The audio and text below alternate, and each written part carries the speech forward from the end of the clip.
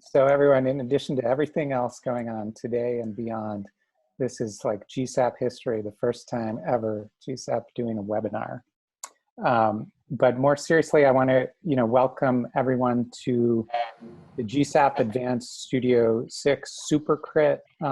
As you all probably know, this is the last session in our series of studio-wide Friday sessions during the semester. And as you also probably know, the Supercrit is really the other bookend to the studio lottery, with the studio lottery showing a 5-minute presentation from each studio by the critic at the beginning of the semester, and then the Supercrit showing a 5-minute presentation from each studio by the student at the end of the semester. So it's kind of two different snapshots on the work of the studio and the methods of the studio and the topics of the studio. Our kind of guest critics this time consist of 3 people from outside of the school. We have Irene Cheng, who is an architectural historian and associate professor at California College of the Arts, as well as partner and co-founder of Cheng and Snyder. So I don't know if Irene, you can wave. I can't see everyone at the moment now, but thank you, Irene, for being here. We also have Stephanie Carlisle, who is principal and environmental researcher at Kieran Timberlake, as well as lecturer at the University of Pennsylvania School of Design. Thank you, Stephanie, also for being here. And the third critic is Tim Michiels, a structural engineer, designer, and preservationist, and also currently part of the school, an adjunct assistant professor here at Columbia GSAPP, and although not teaching in Advanced 6, part of the Columbia GSAPP faculty. So as you probably already know, the format of this is going to be similar to what we did last semester. So this is meant to be a kind of collective discussion about the studios, their approaches, the work of the students, the type of topics, and an open-ended discussion about our work kind of as a collective. The way we'll structure this is to have one project from each studio present. There will be a pretty strict timeline for this. And we'll structure this along or in the order of having 4 different groups, where for each group we'll have 4 or 5 different student presentations right in a row, followed by a session of brief discussion. And then we'll repeat that, another 4 or 5 presentations, another discussion. And so in that way, we hope to kind of draw out some interesting themes from the work and have an interesting discussion today. All of the presentations, with a couple of exceptions, I guess, will be controlled by our fearless studio-wide TA, Skylar Royal. So she has the toughest job of anyone today. Skylar, thank you for all of your help in collecting the presentations and running this session. So by design, we're asking each presenter to have to say next slide when they want the slide to advance. Apologies to everyone for that aspect of the format, but I think we'll get used to it and it should be fine. And finally, students will receive a signal when they have 1 minute remaining.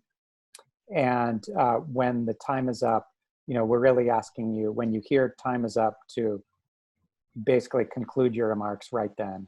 If everyone takes an additional minute to finish, then it'll really cut into our time for a group discussion. So with that, I think everyone should know the order of presentations. We've distributed that to the students, the faculty, and also the guest critics. And I think we will launch right into the first presentation. So maybe Skylar, if you want to share your screen now. And I'm going to pull up the list myself, but I believe the first presentation will be from Jing Lu's studio. Just go. Okay. Hello, my name is Ed, and I don't see the shared screen yet. Yeah, I think, Skylar, have you shared yet? This won't count on your time, Ed. Okay, thank you. Okay, now I think we see it, right? So it's going to go into your read mode or full screen. Is this right? Are you ready, Ed? Just one more note, sorry, Ed, right before you start. If you are not currently speaking, if you could turn off your camera, I think that would make, will make the experience a lot better so that we can understand who is presenting rather than focusing on everyone's video feed. Yeah, that's a great point. So actually, Skylar, you could also turn off your camera, and so we'll just have, that'll be a way to focus on only the presenter, right? The current presenter. Hi, my name is Ed.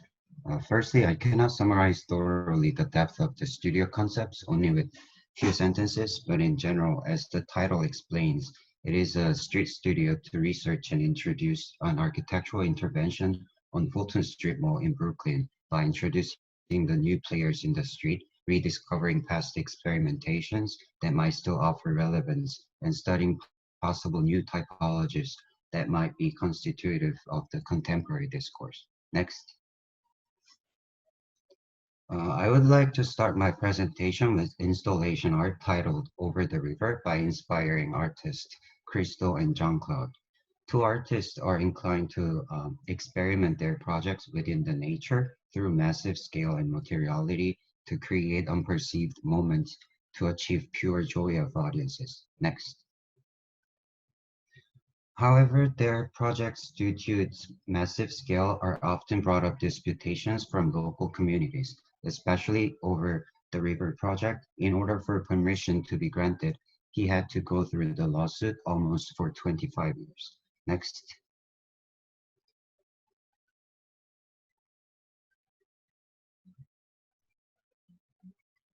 And next.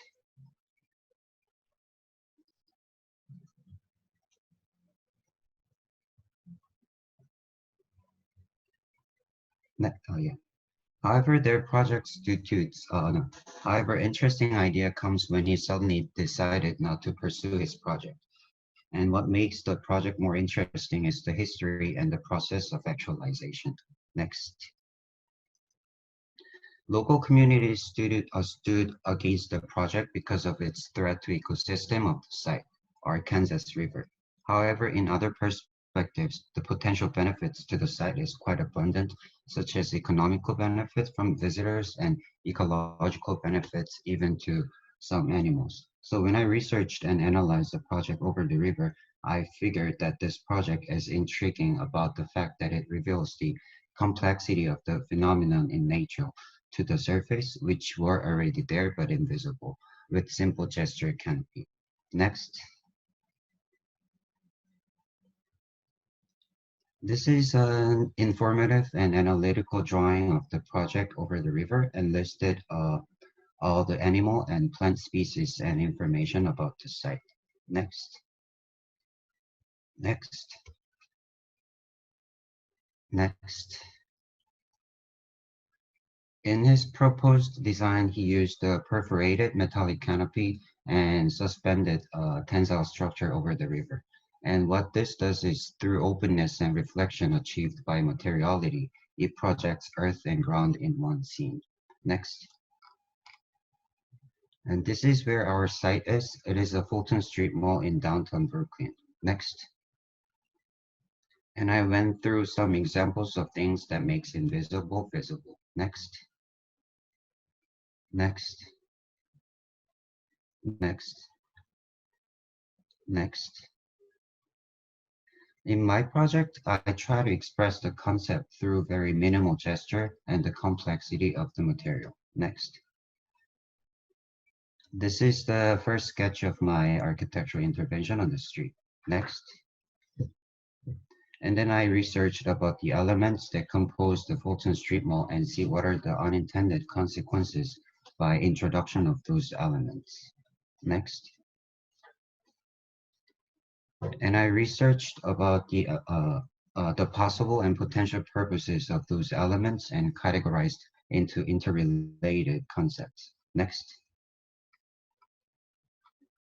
Next. Next. And I went to sectional drawings of elements of the street to see how those interactions are made. And those can be range of human occupation of the street and the range of the lighting and street signage. Next. Next. Next. Next. Next. Next. Next. Next. Next. Next. Next. Next. And those pink areas are where my intervention will be located on the site, and those locations are selected based on the site conditions where the actual photo mall begins and differences in height of the building on the site. Actual buildings on the photo mall has relatively low heights than surrounding buildings because of its assignment of historical preservation. Next. Next. In my project, it does not have a specific programs because my concept is to understand and reveal the complexity of the ecosystem, the street, and also to see what kinds of unpredicted consequences possibly happen with minimal gestures intervention. Can you start the video, please?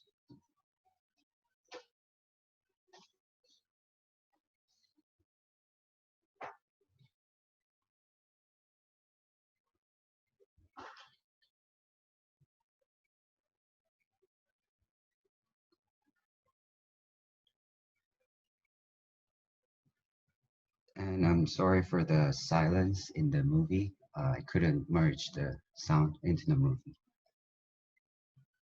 Hope you guys enjoy.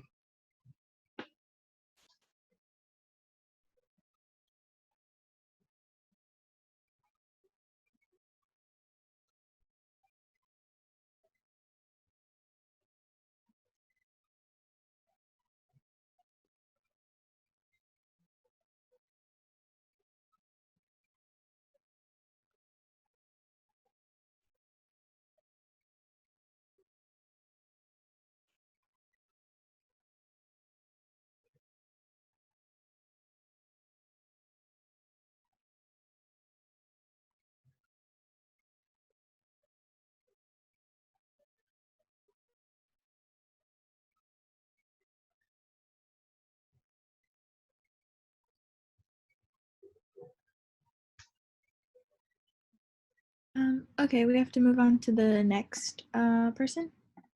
So.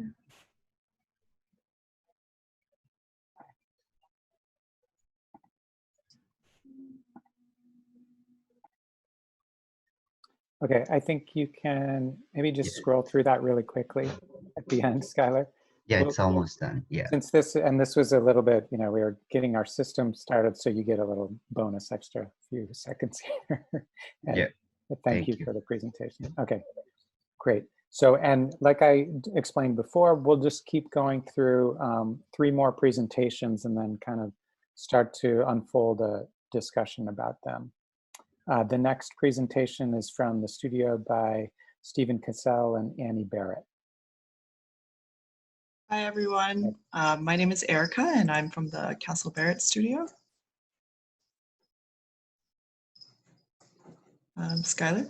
Oh, okay, perfect.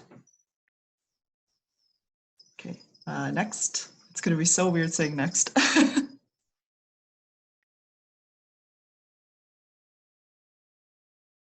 think present, yeah. All right, so the site program and universe of the studio takes place in a book called The City in the City by the author China Mayville.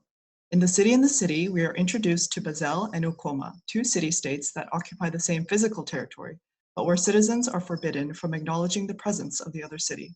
To navigate this social construct, citizens from one city unsee the people and architecture from the other, yielding a complex cross-hatching of the urban fabric. Violating or breaching the rules results in dire consequences. You're immediately removed from both cities by a mysterious and shadowy neutral third entity, never to be seen again. Written as a police procedural, the plot follows a detective from Basel as his investigation into the murder of a young Canadian exchange student takes him from his home city to the other. Coppola Hall is a shared city hall for both Basel and Ukoma, a huge complex building housing both bureaucracies. It is the only gateway from one city to the other, and it is the focus of our studio. Next. So we began the studio by deconstructing the text to develop an understanding of the nuances and conditions that a crosshatched city and society imposes on its citizens. There are descriptions of the city, but of course, there was no physical form for us to work with.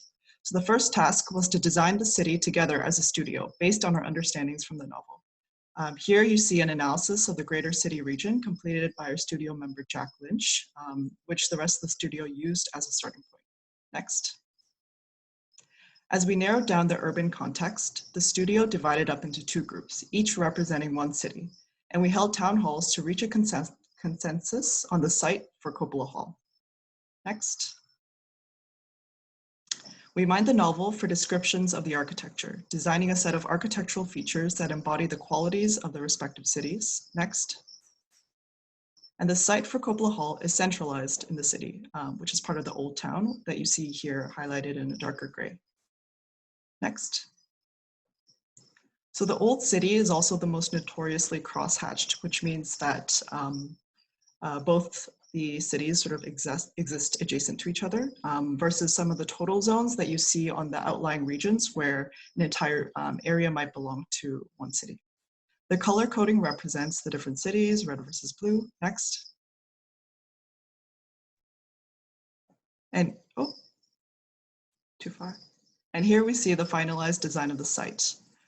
So from here on out, I'm going to get into my own interpretation of the site and my proposal for Coppola Hall. Next. So there are clues in the book that reveal a precious shared past where the cities were built on the bones of an ancient civilization. Next. We imagine this excavation site as an early attraction that brought both cities together, working alongside one another, but neither laying claim to this initial discovery. Next. Before designing Coppola Hall itself, we started with the design of a gateway, which is the border crossing between the two cities, which could later inform the character of Coppola Hall. So for this proposal, I proposed a series of walls that bridge across the entire site, across the original shared site of the city's roots. Next. Next. So as these walls traverse the site, there's an opportunity to slip below the surface of the city, an opportunity to escape the chaos, entering a no man's land. Next. Next. So you see here, these things that would initially be considered walls could also be sort of reconceived as bridges, passing from one city to the next. Next.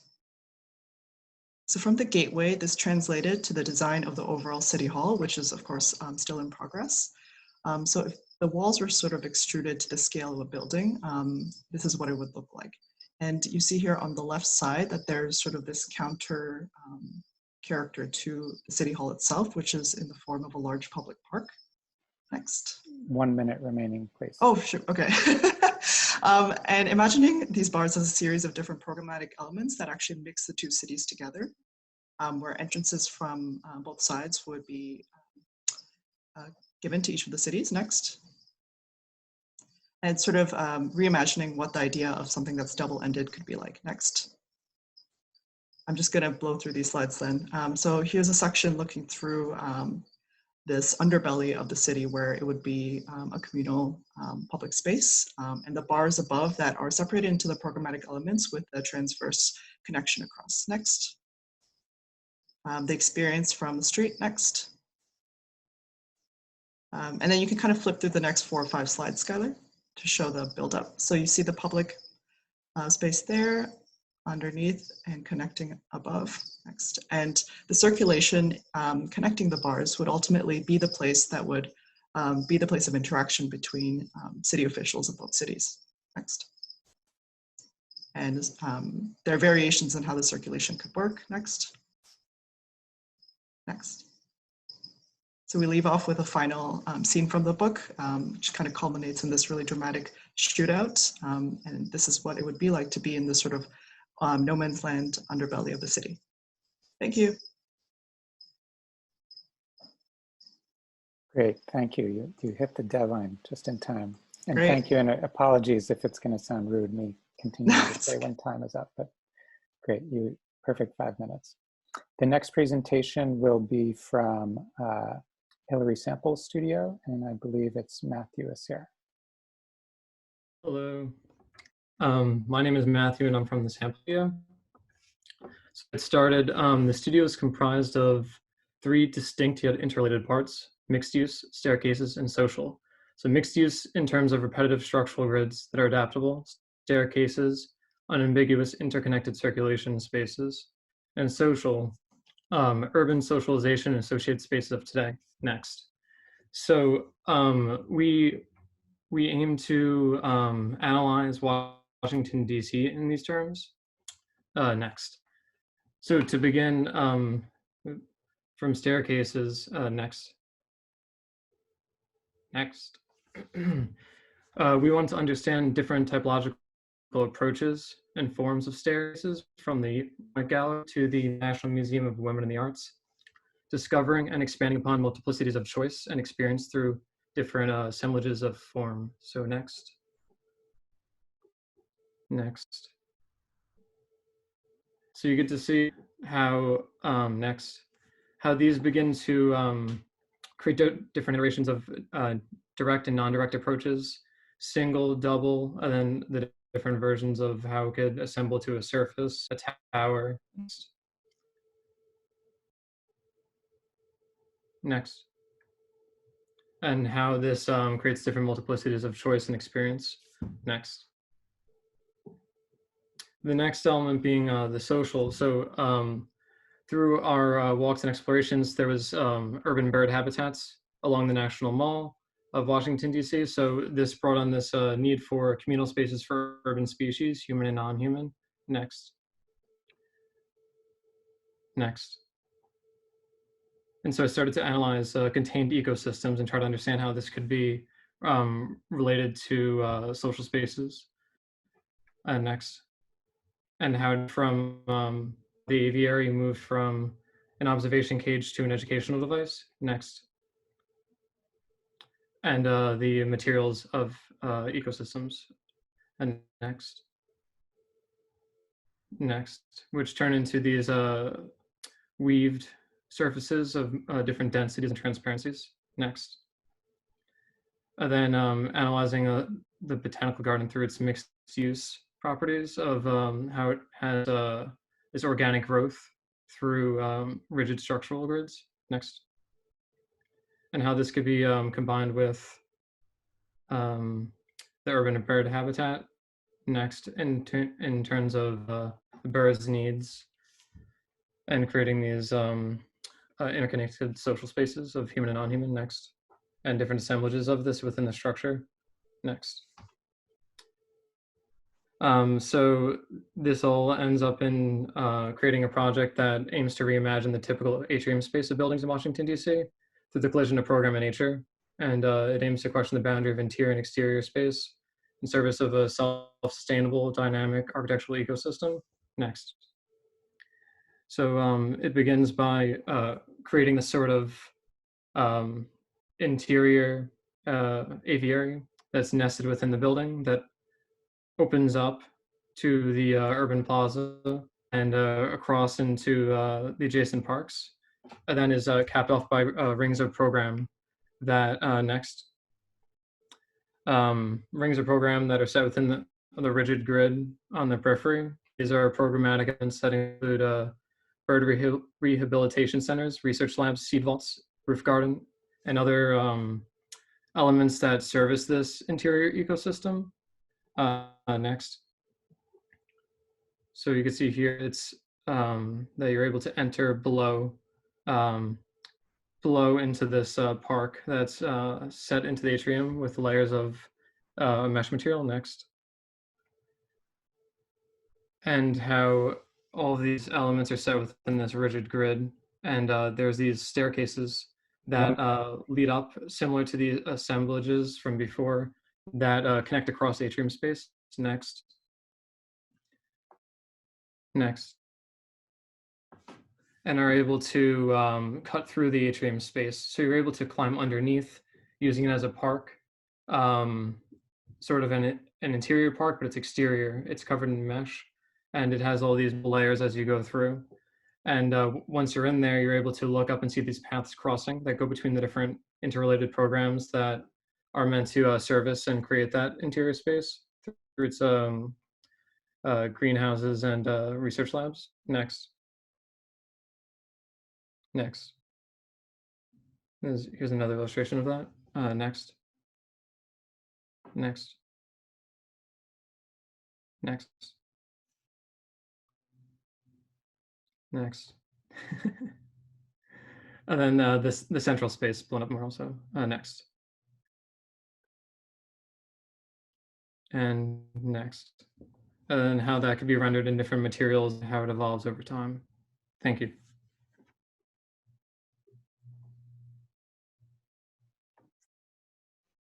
Perfect. Again, perfect timing. Thank you. And the last presentation for this first set of projects is from the studio by Stephen Holl and Dimitra Tsachrelia.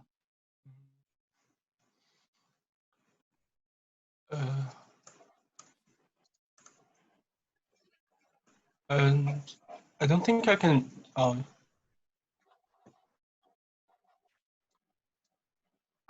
Great. And sorry, so just make sure to introduce yourself as the student. Yeah, give your name. Yeah, my name is Thank you. He. I'm partner with Hu, and we are from Holl Studio.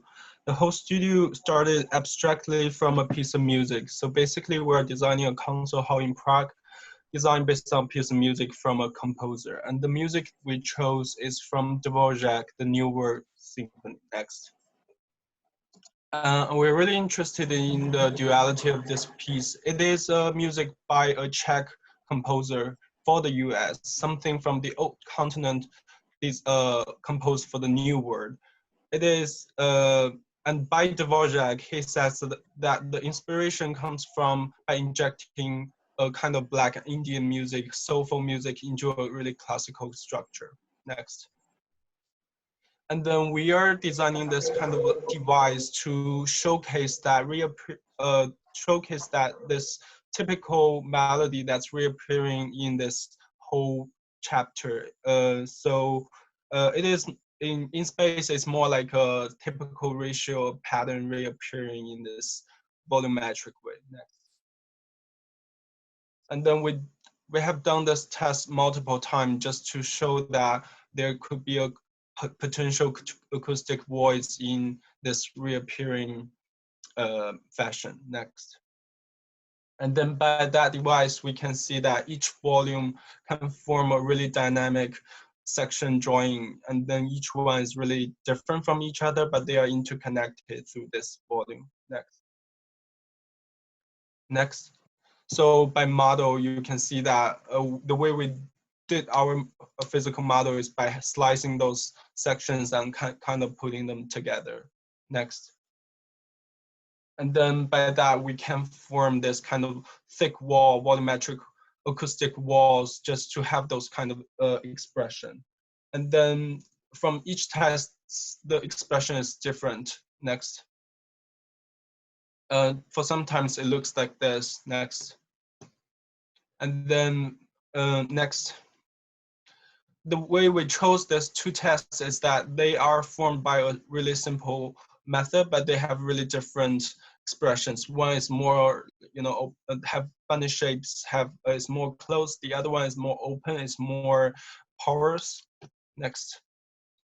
And then we think after that, because this resembles the duality that we talked before, so we're thinking what's in between those two walls. Next. Next. And my partner can take over at this point. Okay, so as we continue to zoom in to develop the auditorium space, we find that the auditorium space is actually highly developed and pragmatic. So we started to try understanding how our language of the acoustic voids in the thick wall can be integrated with the linear plan seating. So from the left to right, you can see how our developed. And next. And this is how we like organize the four of our SIG-Words together and assign them different programs. Like also we have a lot of supporting functions like the ticket office, some cafeteria, and some other functions. And next. This kind of shows how we are like trying to make use of the cracks in our walls and the gap created like in between two SIG-Words to be entrances to our interior spaces. Next. And some of the openings on the walls can be transformed into open seats, sky gardens, and other entrances. Next. This is like a street view, depicts the view you are like standing in the street. You can see how the frontality of the wall transformed into the facade. And next. 1 minute remaining, please. Okay, next. Next. So then we continue to develop our interior space in this section perspective. Next. As you can see, we have languages directly from the wall, and we have the language from the vineyard seating, which is the blue part, and the yellow one integrating the two together. And next. And then, and next, please. Yeah, and then we also like trying to like work together with the sideline and other things. Next. So this is the section perspective we developed. As you can see, the solid walls are not like solid spaces. Actually, they are like having supporting functions serving the auditorium. And next. So this is our interior rendering depicting the view you are like sitting to the side of the stage. And next. Also a rendering, as you can see, the thick walls actually create spaces. Those gaps at both sides, they are like work as entrances. And next. So we also have some like very special seating, like because from the wall language we extruded some of them, and they are at a relatively high space. We also think about transforming those seats into special seats where you have a spatial experience. You can hear the music, but you actually don't have a visual contact with the orchestra. So this is also kind of experience we want to explore, and that's pretty much we have. Thank you.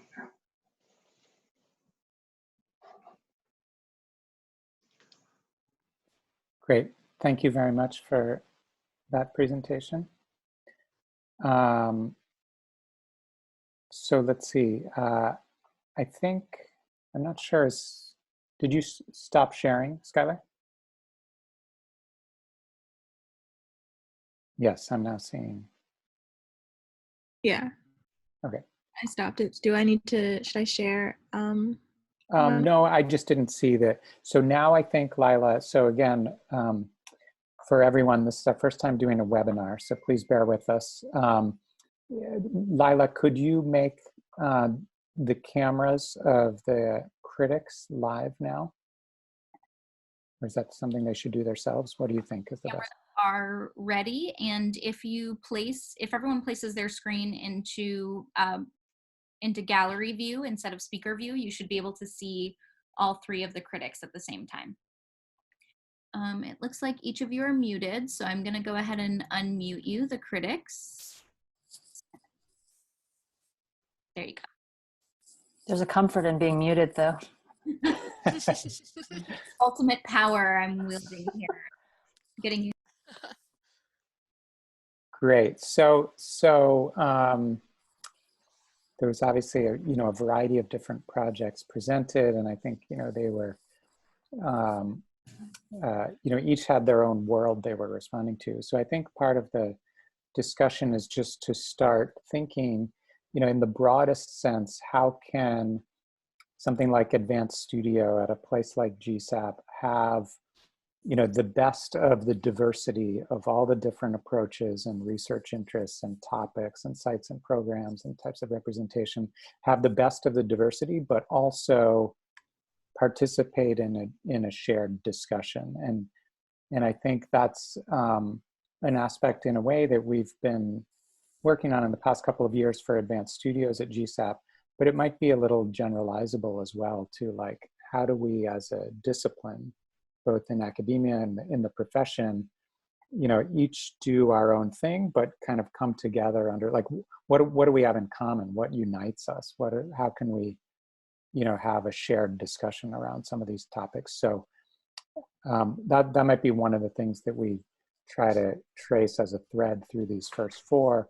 But I think we can also explore some other observations and topics that any of the critics have.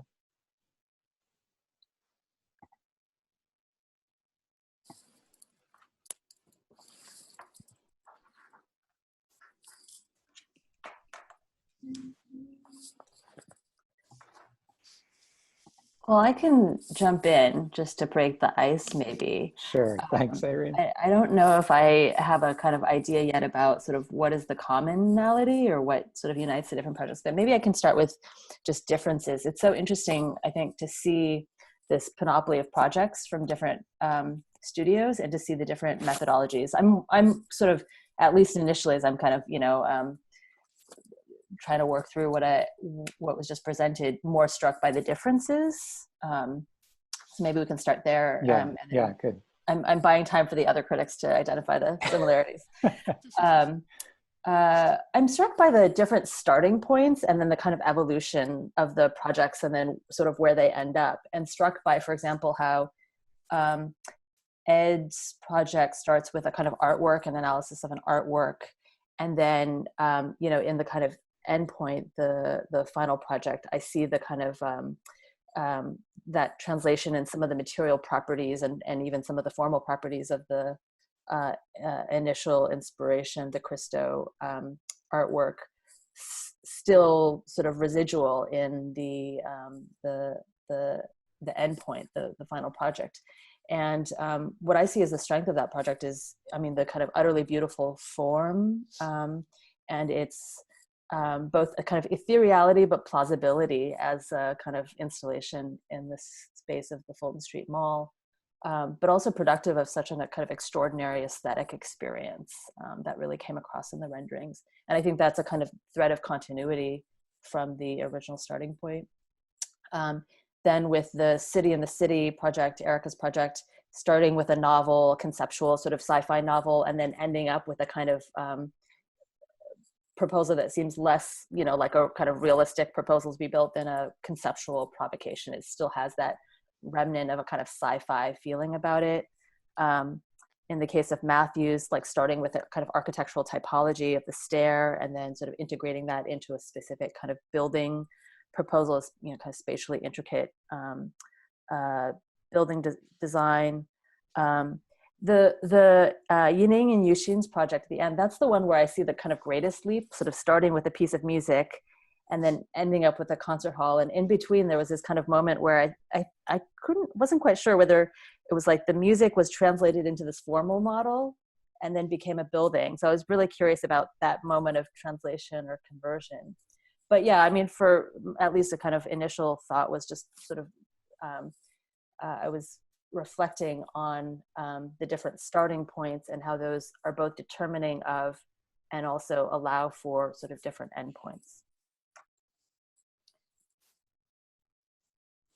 Yeah, I think that's a nice way to start us off.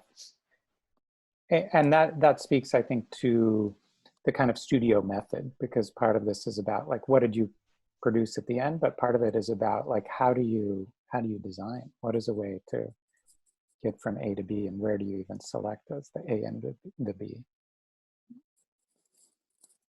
I was very much struck by this image of Matthew where he showed the birds in a cage mixed with humans. And I could not help but reflect about our current situation where we're all cooped up and still all four projects so prominently addressed public space in a way, addressing how people come together. It was clearly in Ed's projects where he decided not really to intervene on the existing buildings, but model something around it. Then we had the public plaza under the newly designed city in Cupola Holl studio, the birds. And then I especially in the Prague studio, I was struck by the challenge of, you know, designing a new space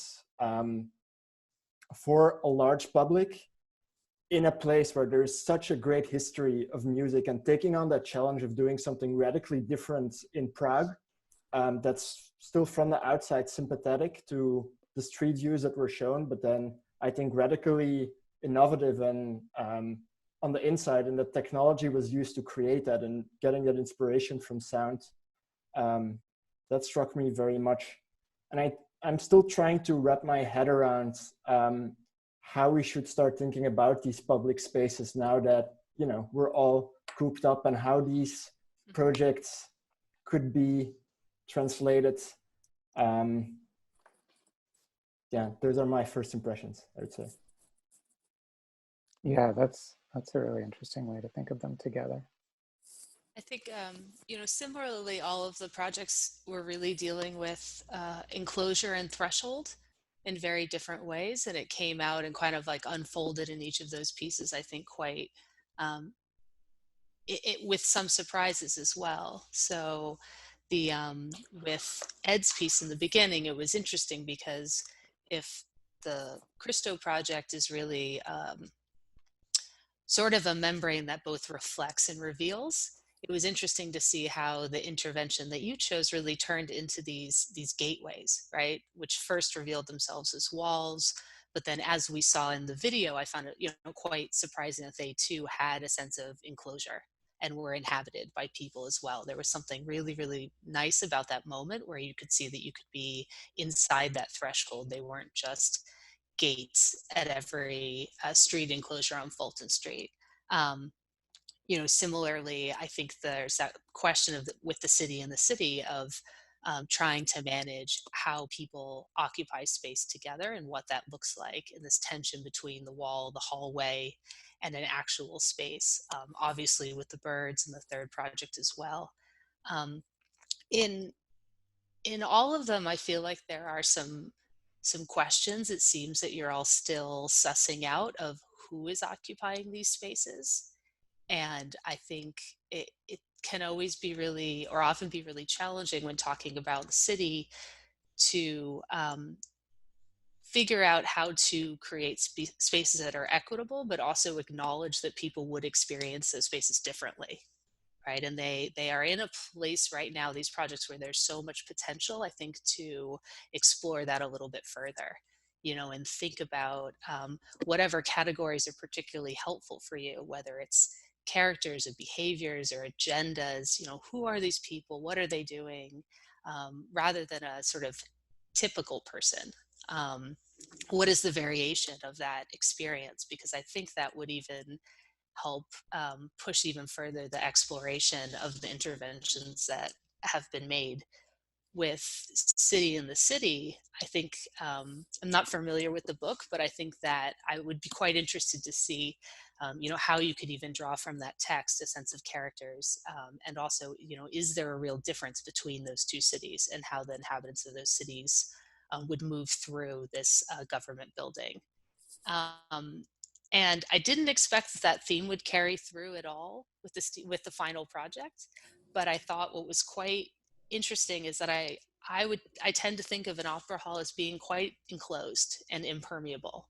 You know, it's a special space unto itself that is separate from the city. And halfway through that presentation, I think the way that team is starting to explore openings and aperture was really, really compelling.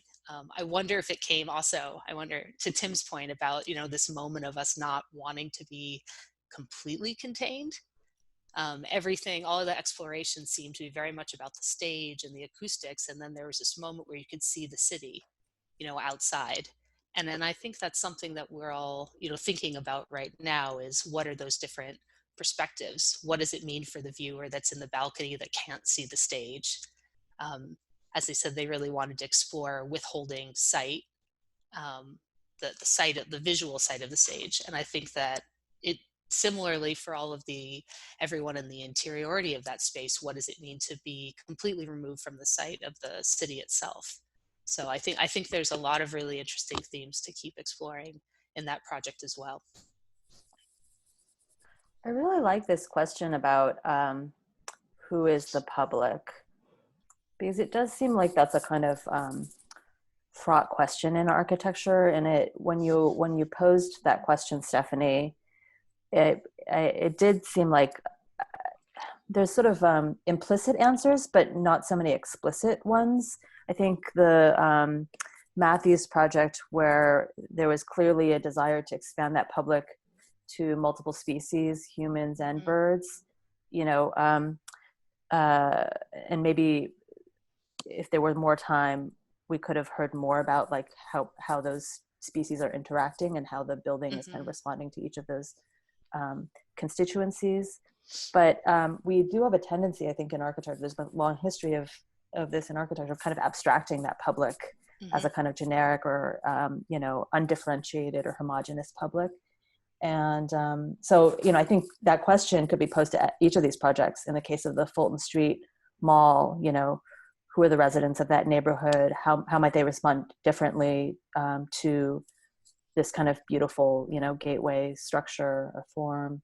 I was curious with The City in the City, having not read the novel, you know, of course, I think that the topology and the kind of premise of these two communities or cities overlaid on each other, lying side by side and having to coexist and yet alienated from each other in some way. Of course, I'm thinking, you know, red and blue America, black and white in the city. And so I was, you know, I sort of wanted more fleshed out sort of what's the kind of nature of these two cities that are being brought together in this kind of provocative way. So I think that question of like, how do you qualify and differentiate and make specific that public that architecture is addressing, I think is an important one. Yeah, and maybe some of these themes are ones we can pick up, you know, after viewing the next group, because, you know, based on the rhythm of this setup, we'll have to move on in just a second to the next group of presentations. But I wonder if we could also start thinking about representation a little bit, you know, about, you know, given these themes, what are the ways to draw them? Either drawing the enclosures and thresholds, some things that are sometimes invisible, drawing the relationships between species, you know, using a combination of more typical architectural representation, but some techniques of video or other ways of starting to make more science fiction-y drawings. Because I think it's an interesting moment. It's an interesting moment in a lot of ways for architecture right now, but including in representation, when we've gone through a number of phases of emphasizing tools or returning to old modes of representation, and an increasing sense of like these things that are so important that they can change the world, stop us in our tracks, like a virus or like climate change, that are just totally invisible. So how do we possibly start representing those as well as the other intentions and themes of the project? And maybe I'll just leave that as an open thing that we can kind of track a little bit in the next round of presentations. So this will seem, I'm going to be the bad guy the whole day, I think, because just as we're getting interesting in the discussion, I'm going to cut that off too, just like each project as it's, you know, hitting its highlights and keeping us moving. But I will, unless anyone has something urgent they're going to throw in right now, then I think we can move on to the next round of presentations and kind of continue these threads. Is that okay? No objections? Okay, great, thanks. So we'll get back in the, you know, we have two rhythms, the rhythm of presentation, the rhythm of discussion. So I think, Skylar, we're ready for you to share again. And we'll start off this sequence of presentations with a student representing Galia Solomonoff Studio. Hello, my name is Oscar Caballero, and this is the studio led by Galia Solomonoff and Udit Goel, something of value for the city of London. You can wipe out an entire generation. You can burn their homes to the ground and somehow they'll still find their way back. But if you destroy their history, you destroy their achievements, and it's as if they never existed. Imperialism is the attempt of one country to control another, especially by political and economic methods. Colonialism is a distinct way of imperialism.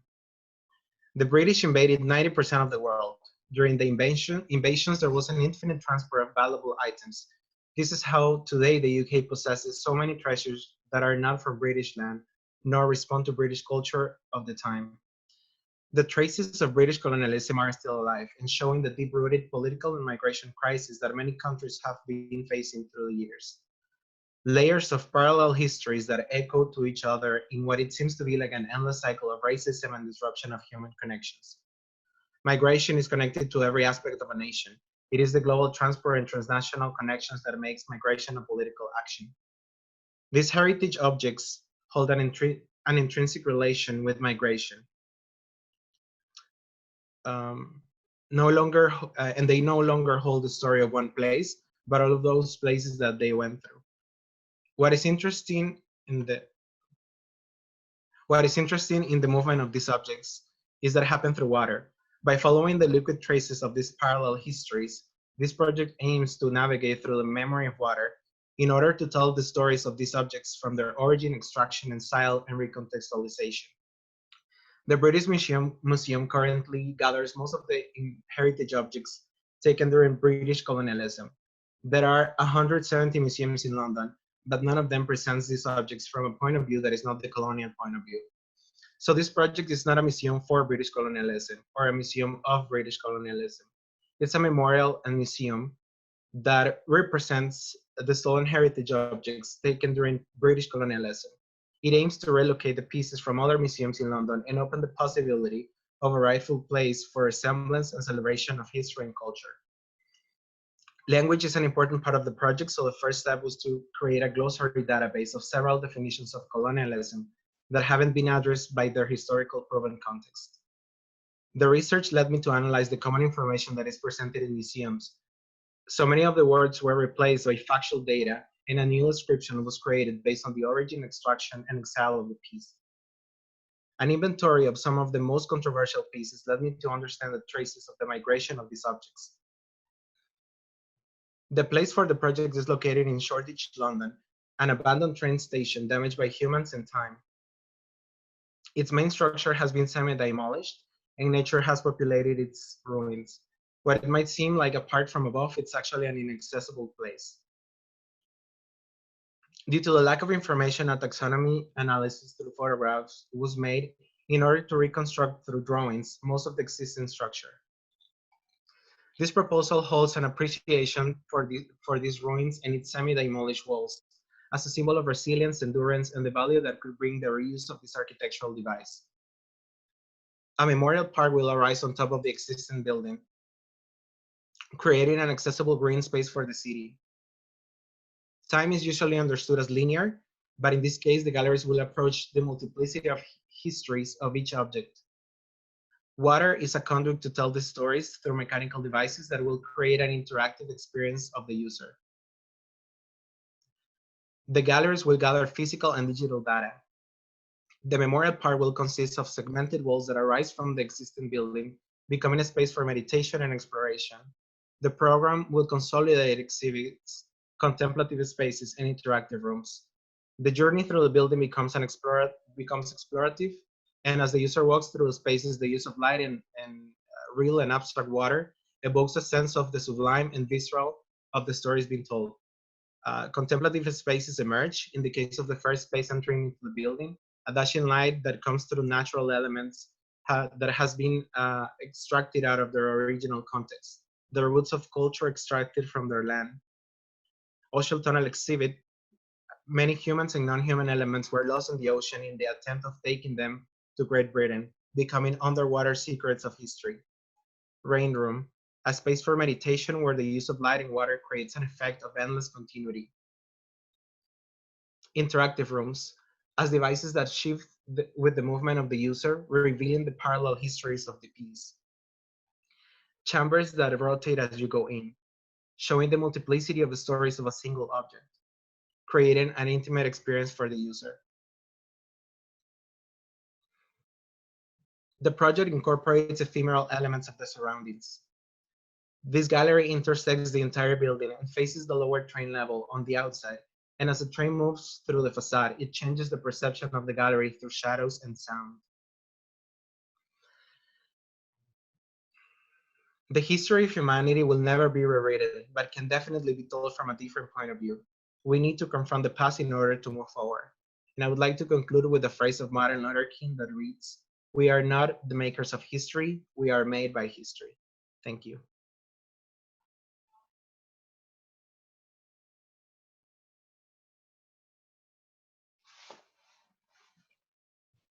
Great, thank you, Oscar. And moving on to the next one, the next presentation is actually from my studio, David Benjamin's studio, Eduardo.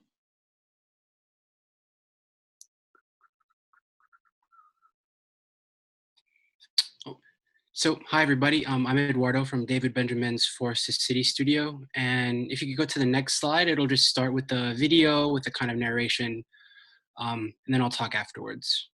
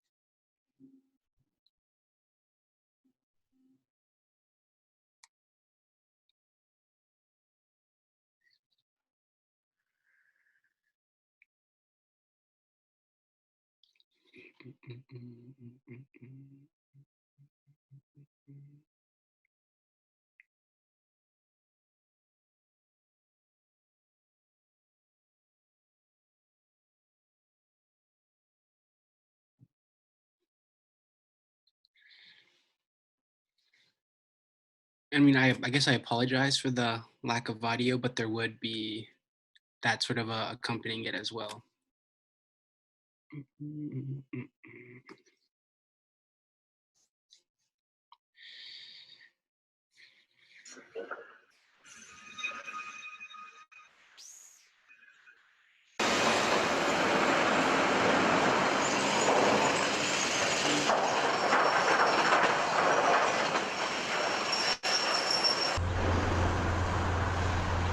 But I gotta know, what's with the purple glowing box? Sometimes, if you pass by City Hall at night, you can see through the windows.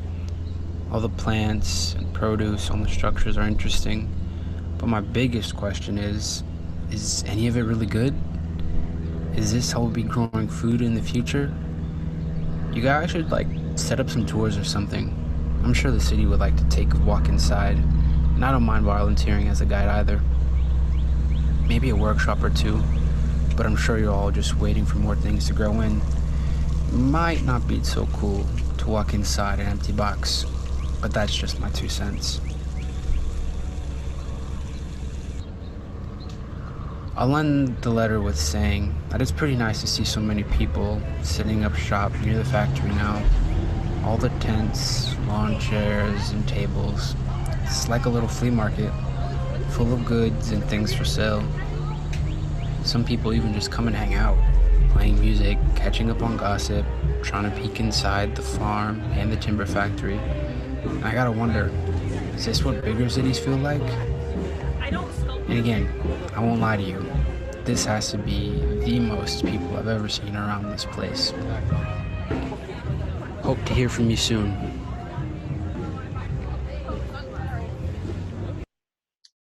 Okay, so if you could go to the next slide, please.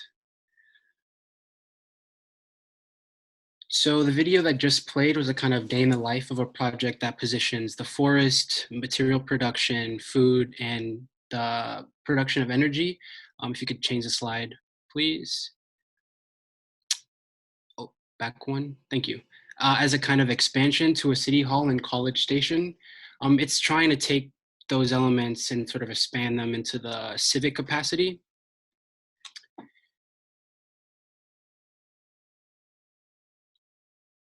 And so the kind of focal point of the project, the roof, it ties together all the additions as it collects and concentrates heat from the sun to later convert into energy. The factory plays with what production, storage, and enclosure should look like. Its envelope able to grow and contract depending on how much material is coming into and leaving the factory. The farm aims to see what could be grown in a limited footprint in areas with less than ideal conditions, all while carving out space for the public to engage in and inhabit areas of production. So if you could go to the next slide, please. And so this project is just one of 10 in the studio that look at how timber can be the starting point for addressing the need to build for a growing world. Could you, next slide, please? While also thinking of scenarios and remaining sensitive to environmental concerns, with the end goal of being, how do we imagine the ways the built environment can come together in the future? Thank you.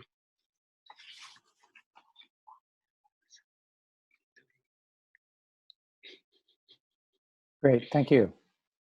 The next presentation is from the Mimi Hoang studio. Yes.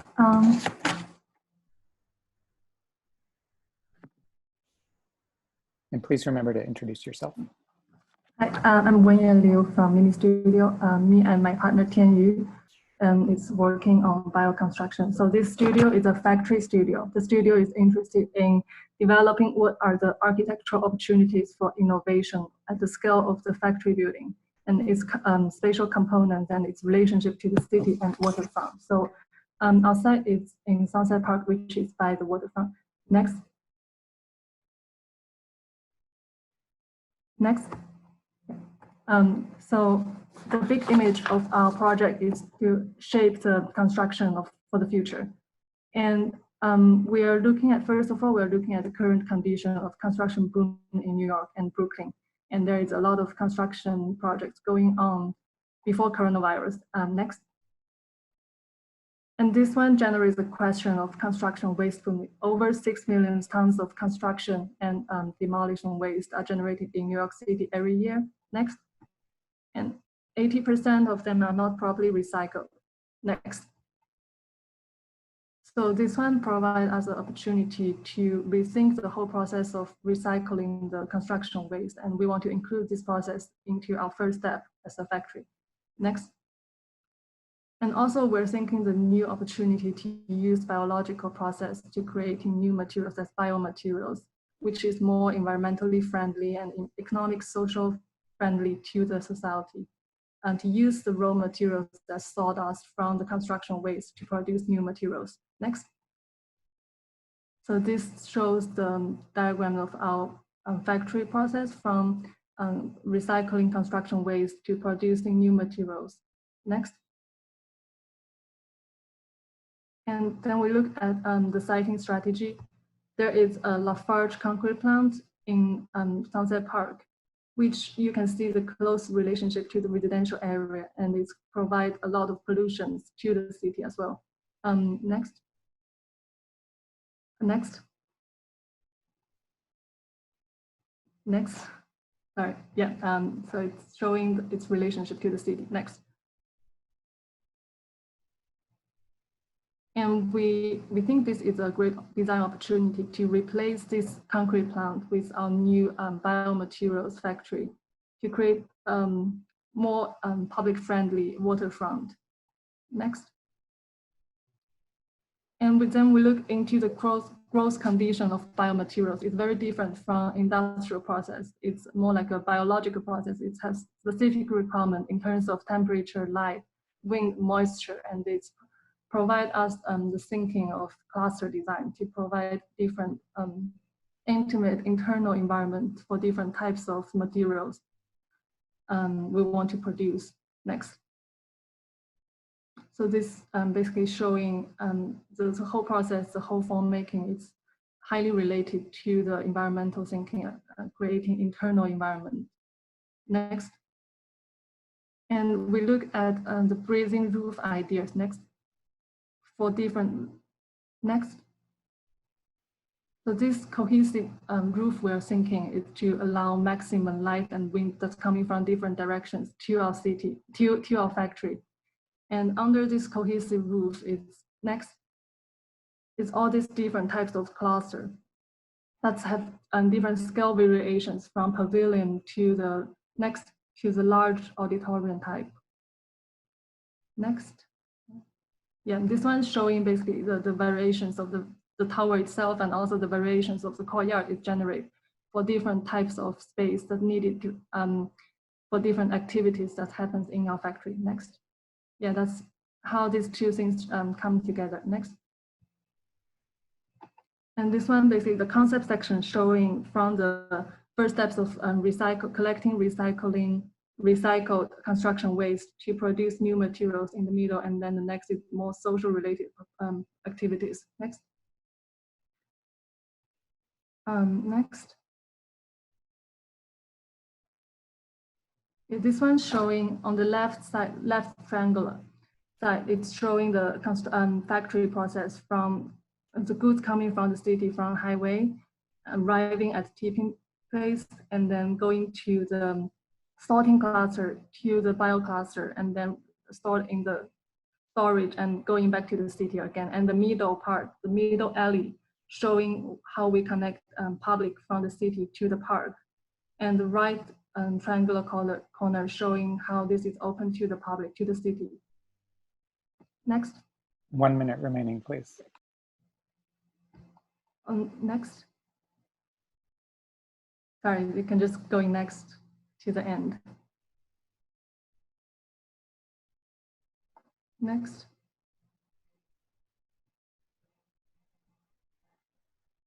Now, this one is the second floor plate, showing how it's more connected on the second floor. Next. This is the structure unit. We want to avoid all the columns and hide all the structure inside the wall. Next. And the different types of the structure units. Next. Next. Yeah, this is how the cluster works together. Next. And the sections showing the pavilion part. Next. And this one is the units of sorting cluster. Next. Next. This section shows how all the factory activities happens and connected inside the clusters. Next. And that's some views from the factory clusters. Next. And how the courtyard works with the tower itself. Next. Next. Next. Next. Next. Next. Sorry, and this one is the bio towers. As you can see before, it's showing how open it is on the ground floor and then how connected it is on the third floors as the bio cluster towers. Next. And this one basically shows how it's connected. As I explained before, all the different clusters works under a cohesive roof as the new factory type to the city. That's it, thank you. Thank you. And then the final presentation from this group is a student representing Enrique Walker's studio. I can't seem to start my video. Your video has started. You're on. Oh, really? Yep. Okay. In addition to Haitong and Elena. Yeah, I'm here. Okay. So we are Studio Walker, and we were tasked with doubling the surface area of 3 projects in Japan, built 50 plus years ago by the metabolist architects. And it's going based on the growth, patterns of growth established by these metabolists.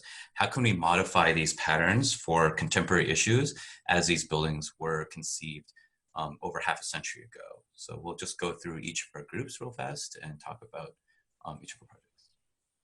The metabolist group developed a language of elevating from the ground and emphasizing the supporting structure. Next. On this matter, we studied a series of buildings that have a conversation with each other regarding cores and horizontal plans. Starting the common centralized cores, Ken Sotange later developed his proposal into multiple cores that will serve an open plan. This would maximize flexibility, light, and movement in buildings, allowing a truly open space. These vertical structures became the host of services that would serve and connect these open plans. Next. We proposed to keep the original Densu structure, which is the building that we were supposed to work with. It will function as a large core by hosting and supporting our new proposal inside an air square. Next. Alternating floor plates that would compose public space would be placed on the bottom part inside of our original Densu structure. As for the doubling, the proposal will go up and will be supported by 2 independent cores that will support beams from where floor plates will hang. Next. Finally, these side cores would host the services that would feed all of our open horizontal plans.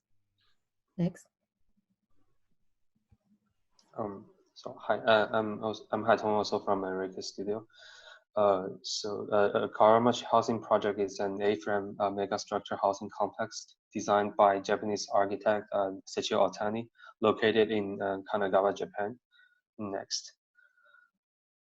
Over the time, the aging of the Japanese population, older people encountered loneliness, depression due to lack of close family ties, and this issue also applied to the Kawamachi housing project. Next. Next. With the study of houses and A-frame structure genealogy, we decided to bring in the advantage back from the traditional Japanese houses and other A-frame structures. And we are doubling the public space and creating a clash of new college program to the old residential complex. We're transforming the old interior A-frame space to an even larger A-frame campus in the middle, and creating more connectivity between buildings, which bringing the vitality back to the old community. Next. We're also doubling the size of individual units, which increases the individual unit capacity of the units and bringing the traditional Japanese stanchi back to the complex, which not only allows a larger family size, but also reinforces the family ties for the whole community. Next. And that's our project. I'll give it back to Isaac. So next. So we were looking at Masato Otaka, who was the eldest member of the Metabolist group, and his project in Sakaide, Japan, called Sakaide Artificial Ground, where he envisioned basically these raised platforms existing above the old city to create a tabula rasa for the development of a new post-war Japan. Next. So this is a genealogy of some projects that he was either influenced by or worked on directly, but you can see that his concept was literally raising off from the existing ground a platform, usually consisting of concrete, to build a new urban pattern. Next. So looking at these projects, Sakaide Artificial Ground, and then his later building, the Tochigi Prefecture Council Assembly Hall, he developed the artificial ground and began to thicken the ground essentially beyond just a single platform, as you see in the top image, but then adding additional programs that could thicken the concept of what a ground conceptually could be. And then next. So these series show the development of the platform above the existing cityscape. However, the current issues that are faced in the project are underneath the platform. Spaces are underutilized and very dark. So one of our proposals is maximizing doubling the amount of void space to introduce light into underneath the platform. And next. In addition, replacing what is an underutilized parking lot seen in the second axon and doubling the public program that happens underneath into a cultural function with access points and circulation routes that can allow people to penetrate the site rather than be relegated to the perimeter of the site as is currently. And the section below shows how we begin to really try to make alive again what is happening underneath and truly create a city not only above, but also below as well. And that's it.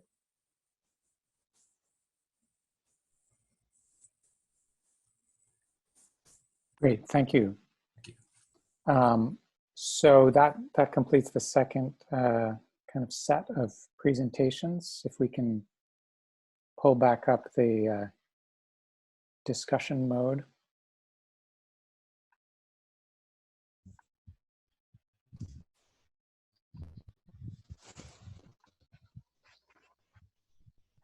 And I guess, as Lila mentioned before, going to gallery view is probably your best way to view this.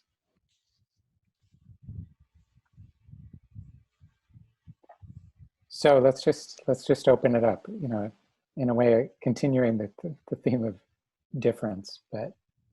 Yeah, I think it was great, Benjamin, that you ended your, you know, our last discussion bringing up the topic of climate change and the environment. And I think we really saw that topic permeate these 4 projects in a way. I think in the first project, what I really appreciated was that Oscar made this very deliberate choice to reuse the vaults that were already in place.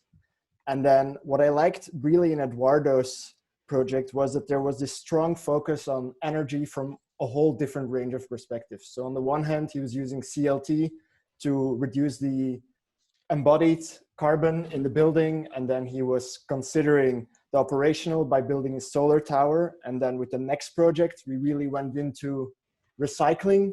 We were looking at what Wenya was explaining. And there I just think she was making such an important point when she said that in New York, we throw so much construction materials out and that we need to reuse them and that we you know, need to build while recycling. And that immediately made me think back about the CLT and the timber, because very often we think of New York as a city of steel and masonry, but really once you go out of Manhattan, everything is almost wood.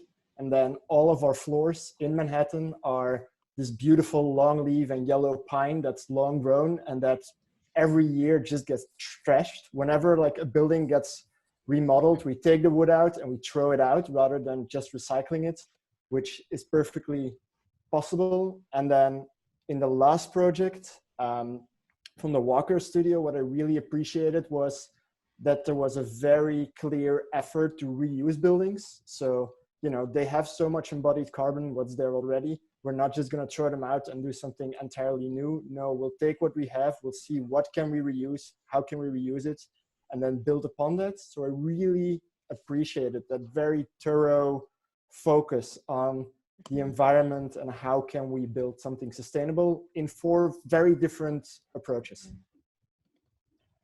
I was struck by that as well. These projects, I loved all 4 projects, and they were a little bit easier for me to kind of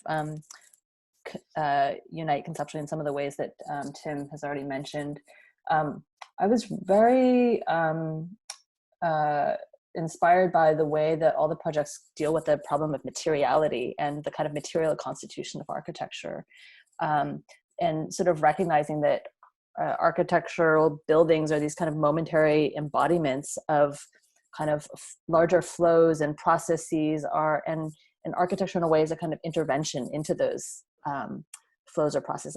I loved how that kind of materiality was really highlighted and grappled with in all of these projects. I think they all sort of reveal that architecture is not something that's static, like a building is never a static formation, but is something that is, you know, mobile, that engages questions about sort of where building materials come from, how they're extracted, how those materials move as, you know, over the ocean in the case of kind of the modes of transport constitutive of British imperialism, you know, and then kind of undergo processes and including disuse and reuse. And even in the last project where that theme might have been a little bit harder to discern, I think there's a kind of, you know, implicit politics there around preservation and reuse and the kind of intricate ways in which the students were engaging the existing material and kind of reworking the buildings. So yeah, these were really thought-provoking for me. Yeah, I mean, to continue on that thread, I really, both of those comments all really resonate with me a lot. I think that, you know, there's something also that really struck me in hearing all of these projects where there seems to be a desire and a sentiment to reveal, to say, all right, here are all of these complex systems, whether it's construction or whether, I mean, urbanism, colonialism, all of them, right? What can we bring forth? Can we render them visible? Can we draw these systems in a way where we understand their parts and their pieces and their interconnection? And it is interesting to me that especially in the factory and the timber project, there seemed to be this desire to make those processes and those industrial processes public in some way, or at least a reckoning with that. And Eduardo, I'm sorry, we didn't hear the beginning of your video, but following along from the captions, it seemed like that was even, you know, an explicit question of the narrator, like what's going on in this building? What's happening in my town? You know, and I think it's so interesting to question as a designer, or be in that space where it's not always clear what to make public or what to make private or what to reveal and what you're not revealing. I think that while we on projects are often trying to render lots of interesting dynamics visible, we're also always choosing to keep things hidden. And I think on all of these projects, you know, provide so many opportunities to question what is being revealed, what is being unearthed, and what has stayed hidden. And that's not necessarily a bad thing or critique. I think it's more that as a designer, you really get to choose, both physically as well as deciding which elements of those systems you find the most important. So is it important to trace where that construction debris comes from? Is it important to trace where it goes? Is it important to understand who's working in that factory? I think with the timber project, I would be so interested to actually see more on the forestry side. I feel like the production, at least in the, you know, this small glimpse, was really delved into in terms of CLT and the farming. But I was so curious what landscapes all of those materials are really connected to, which seems like is also part of the project. And I think surprisingly for the first project, for Oscars as well, you know, there's this question where now the context of these artifacts is not necessarily the physical geography they came from, but is also this social context of colonialism and history, right? That we cannot really remove ourselves from, but this real challenging question of how to contextualize and what you choose to put those artifacts around and how you place the viewer within them. So I think it's kind of a big, chewy question that it's very helpful, I think, to be able to ask us explicitly on projects what we're trying to reveal and what we're either hiding or what is just downplayed or less important in terms of all the systems in play. I think you said something very important there, Stephanie, and that was reckoning. And I think that's something that all of these projects did really well. They started with an excellent analysis and then came to, indeed, a very good decision of what to make public and what to keep. And I would especially like to applaud the first one, like Oscar. I think in your museum, that is not a museum about colonialism, but about memorizing what happened. You really did that reckoning very well.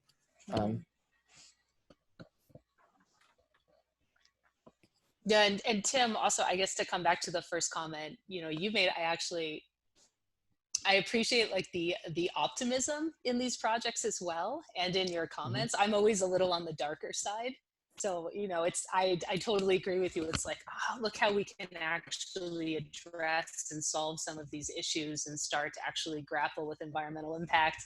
When I see projects, I'm often like, I go to that place, but first, I don't know if this resonates with any of the students, like, I kind of stop over and make a little stop in the space. It just is like, what have we done? Like, really? Like, you sit with all of that construction waste and all of the way things are right now and the way that we build and the way we deal with manufacturing, the mess we've made of the economy, of the environment, of colonialism. And I think that it's good to sit in that space and reckon, but not if it just stays there, right? So seeing these projects that really say, okay, what piece of that can I pull forth on, and not gloss over all the troubles, but really try to do something specific and intentional, and sort of like reckon with that actual, whether it's a historical context or an environmental or social dynamic, is it's wonderful to be able to go to that space. Well, I think that's, I mean, you're sort of touching on the idea that architecture has different capacities or ways that it addresses environmental problems, or, history of empire, colonialism. One vein is the kind of critical, or the capacity to reveal or make something public, that revelatory sort of mode of exposure in order to raise consciousness about something. And then I think what's interesting for me about these projects is that, many of them do that, but they also intervene materially and transformatively. So it's sort of both. It's both that kind of critical move, but also actually sort of intervening in the kind of material processes in a different way. So that, I mean, I wouldn't call them post-critical projects, but in a way, they're sort of opening up this question of how do we go beyond simply just revealing the problem, which is, one way that architecture historically has approached some of these issues. Yeah, that's interesting. That's a really interesting thing to consider, maybe generationally, or at this moment, that could be a way that the students are engaging the world in both of those modes that you're describing, Irene. And I just wanted to, again, I'm going to stop our conversation short, even as there's more to say, and we can continue some of this thread. But I'm wondering, especially as each of you in appreciating the projects has talked about things like systems and flows and broader issues of everything from culture to environment and energy. Nevertheless, we see a lot of building, right? I mean, the actual project is a building in almost every case. And so I wonder, it's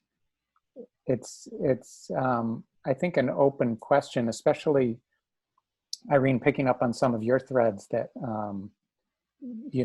maybe architecture and design is as much a momentary crystallization of these flows and forces as it is like some kind of final product. And I think, as everyone is picking up on, preserving aspects of buildings as an environmental strategy. So, I think a moment like this can be interesting to think about where are we intervening? What is the outcome? So working on designing a building, especially when in the past there has been a kind of question is, do architecture studios need to produce a building? Should architecture studios be questioning the building as the site of design and intervention?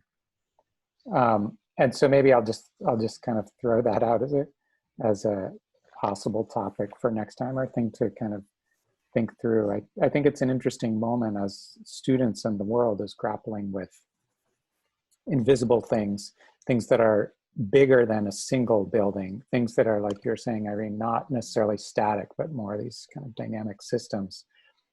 Then should we still be after the building? Are buildings good examples of that? Should we be expanding the boundaries of the buildings, or even just reconceptualizing what to be designing in the first place? So just as open questions. And I think now we'll switch modes again, back to presentation mode. And the next presentation set will start with a student from the Puigjaner studio. There are two of us. Great, thank My you. name is Adina. I'm Louisa. So, So, sorry. Yeah. So the Kitchenless Stories Studio looks at contemporary neighborhood kitchens, a cooking infrastructure that is used by a community and operates at a metropolitan level. In this semester's particular case, we look at the system of communal kitchens of comedores populares in Lima, Peru, made prevalent by the efforts of women seeking to gain empowerment during wartime in the 1970s. These women were able to increase their political voice by cooking communally for their neighborhoods and creating centers of community life. And this was revolutionary in its moment. The kitchen is where domestic work has progressively lost its economic value and become instead a labor of love, as Silvia Federici names it. But domestic work has also lost value outside of the kitchen. And with our project, we seek to expand upon these comedores to include spaces of both communal cooking, but also communal domestic work. The communal mentality of the comedores originates from Minca culture, which is a deeply rooted Inca tradition of community work and voluntary collective labor for the purpose of social utility and community improvement. This mentality was critical in the growth of the barriada neighborhoods of Lima, but today the conditions of the barriadas face many challenges. Parents must leave the area to look for work. Many mothers work as domestic workers in the wealthier neighborhoods of Lima and can be gone for days at a time. In their absence, the domestic labor falls on the young daughters who must cook, clean, wash clothes, and care for their siblings.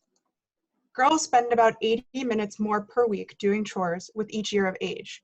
By age 12, only 2.3% of these girls who labor as domestic workers are able to attend school because of the time spent on chores.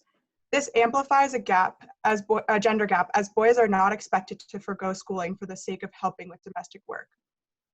We recognize that the conditions of Lima's economy forces parents to work outside of the home for days at a time, leaving their children to do the domestic work.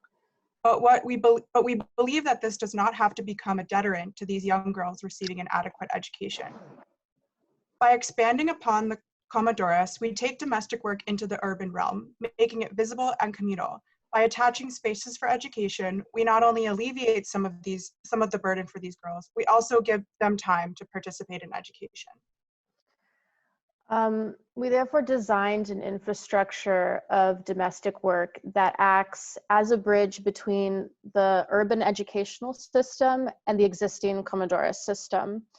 But the condition of the comedores, while very much empowering women, do not actually transgress gender biases, as women are the only participants.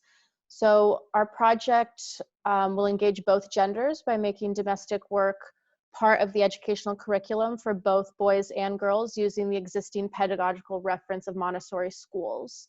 With parents out of the home, elderly neighbors volunteer for roles to cook, care for younger children, and clean, receiving then free meals in return.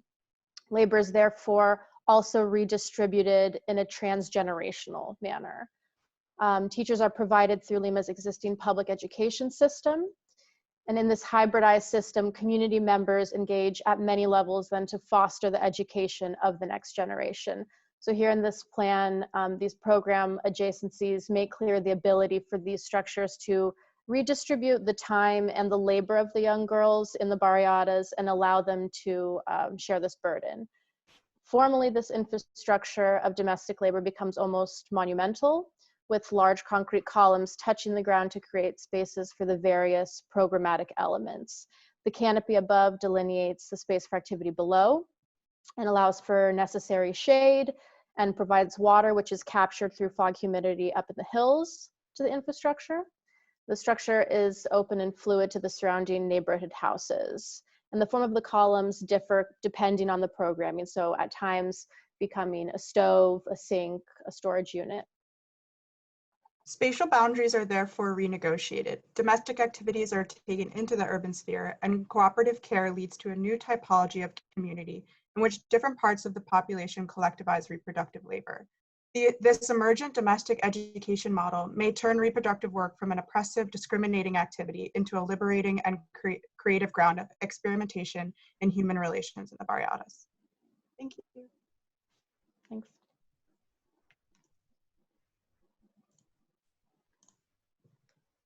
Great, thank you. And the next presentation will be a student from Pedro Rivera's studio. And again, please introduce yourself.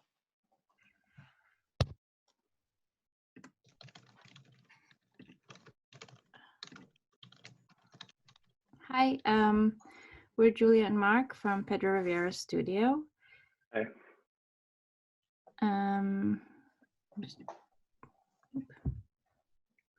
Okay. So the studio is set in Manaus, a city of about 2 million people in the center of the Brazilian Amazon rainforest. Our focus, sorry, next.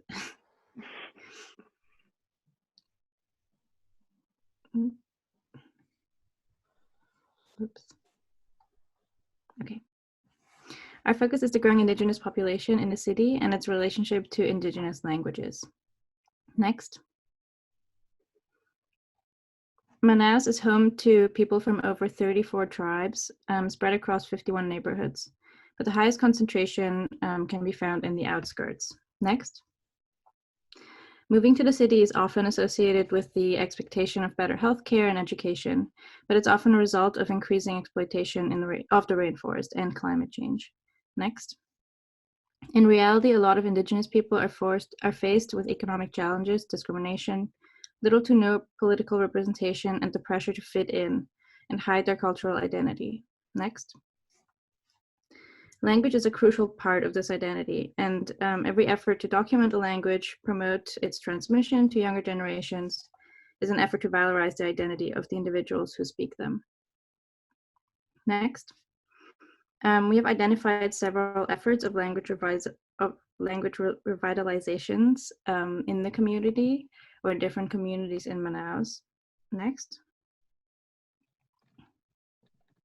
Next. And we would like to tap into these existing efforts. Next. So what does language revitalization mean in an urban context? Next.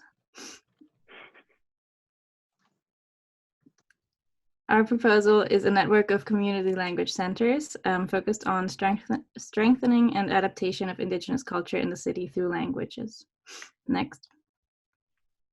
By providing audio and visual recording and broadcasting facilities, education and gathering space, the centers will allow for interaction and coordination between different groups. Next. We aim for creating a multifunctional space in which programs overlap, depending on time of day. Next. Similarly to what we have found in our analysis of spatial organization and indigenous architecture. Next. The zones are defined depending on time of day. Next. And the boundaries between public, private, inside, outside move dynamically. Next. Next. So our site is located in Tribes Park, a neighborhood famous for its indigenous diversity. Next. Next. It's a lively community with several small meeting spots. Next. And by setting our project there, we aim to make more public space accessible by primarily providing shelter from sun and rain. So this is the outline of the plan of our project. Next. The first architectural move was drawn from our studies in the kind of typological architecture of indigenous groups. A lot of the themes that we tapped into while researching those structures focused around ideas of the center and the periphery, borders and kind of soft edges between outside and inside. So our first architectural move was to create a perimeter around the existing green space on our site to define what would be like the inside of our project and the outside, and then to organize the programs and spaces along the dichotomy of that axis. Next. So then to mediate with the kind of different programs we're incorporating, which are gathering spaces, medical spaces, kitchen, workshop areas, and daycares, we've undulated the spaces to create moments of enclosure that kind of overlap with one another and orient the spaces either outside or inside, depending on, you know, the privacy or functions of the program. One remaining, please. Okay. So here's the plan is incorporating the rest of the landscape in the site. The next most important architectural move was the design of the roof. It's responsible for not only delineating like the boundaries of the project, but also controlling the light and shading from the sun, and also moderating rainfall on the project. As in the rainforest, there's a ton of rain every day. Next. So this is a grasshopper rainfall analysis of the shape of our roof. The small kind of skylights are the high points of the roof geometry. So you can see we studied how the rain falls and where it flows as it hits our roof, and then use this to organize water catchment areas and systems and ways of mediating water flow on the site. Next. So we identified or basically made up a system of channels on the roof that would lead the water to the specific locations where we would collect the rainwater. Next. Next. So in plan, this looks like this, and basically makes the roof part of the landscape of the entire site that consists of different rainwater collection pools and little streams that go through the indoor space, but also then collect further into pools at each end of the site.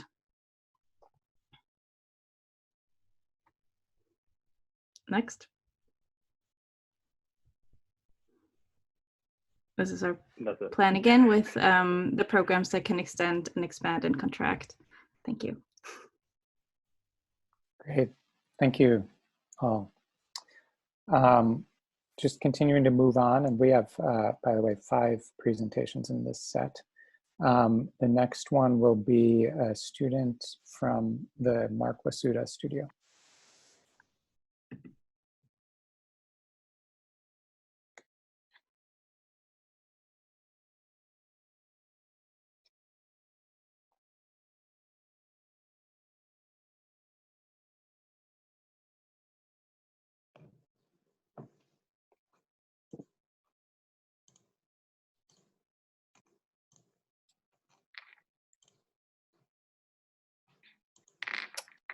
Hello?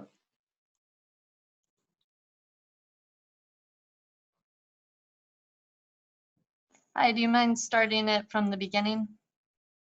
It's a time, Jeff. Yeah. Hi, I'm Grace. I'm in Wasiuta's studio cultural agent Orange, focusing on the Vietnam War.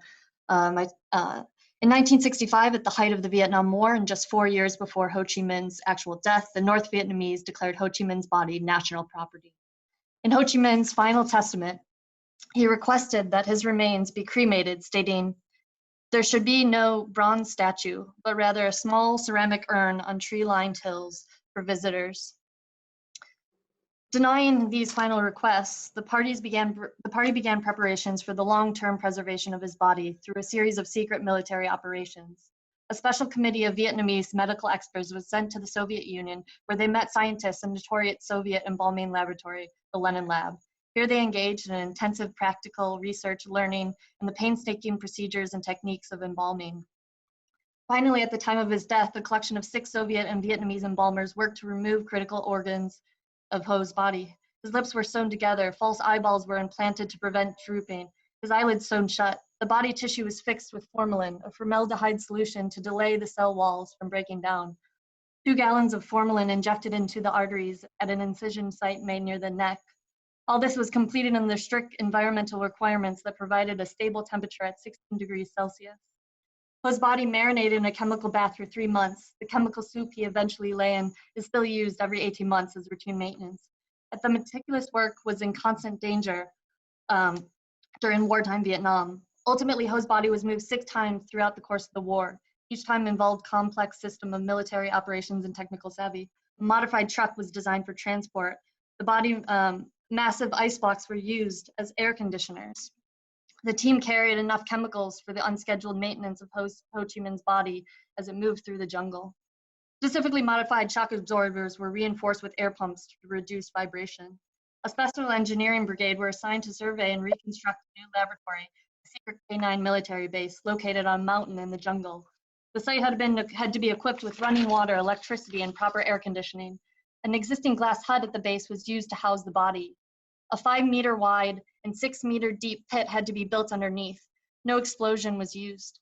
Instead, 1,800 manual drill twists lifted the hut in order for the pit to be dug. The question of how to move the body up and down without inclination came with the solution of a curved rail track system that was specifically engineered to move the body. Today, nothing of this military history remains on the site. The Bobby Mountain is now an ecotourism site. In the early 2000s, the state built a temple dedicated to Uncle Ho. This event uncoincidentally occurred soon after the true events of Ho's will were leaked and that his request of ashes remained. Is the temple an attempt to rectify and appease, to conceal another history by using religious connotations? More importantly, how can the space between his death and his afterlife at the mausoleum, as we know in Hanoi, be exposed? What is the future of long-term preservation of Ho Chi Minh's body? The proposal seeks to both expose and expand the material production of Ho Chi Minh's body and the architectures of his afterlife. Expanding the existing temple site at Ba Vi, the proposal is a memorial complex that unearths the military history of the site, acting as a counter-narrative. The architectures include a laboratory museum and embalming school that inverts the logic of the mausoleum laboratory. Often hidden from public view, the laboratory here is instead fully on display, duly acting as an embalming school. It is the museum. Mimicking the military architectures of the site, visitors enter on a curved rail track that circumnavigates the laboratory spaces, where classrooms act as stations of reenactment for viewers. A cosmetic station displays the invisible surfaces, the sculpting and resculpting of test bodies. An embalming station becomes the new space where Ho's body is ritually embalmed every 18 months. Surrogate bodies are used in the interim to display the full embalming procedure. An underground tunnel mimicking the 5-meter by 6-meter pit carries visitors underground to the reprogrammed interior of the temple, where the space is similar in scale to the area where Ho was originally embalmed. Certain bodies that enter the site act as surrogate bodies, in which rituals associated with the care and maintenance of the body replicates that of Ho's body. The movement and dignified transfer of bodies is put on display. After maintenance, certain surrogate bodies are ultimately stored in a refrigerated storehouse, where they await to be the inevitable replacement of Ho's body. Ultimately, the complex expands the hidden oppositional forces of state-sponsored veneration and uses them for display.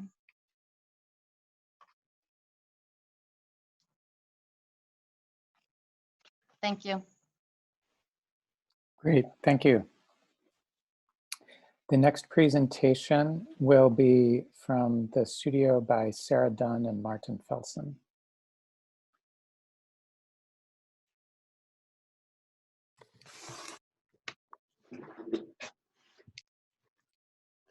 Hi, can you hear me?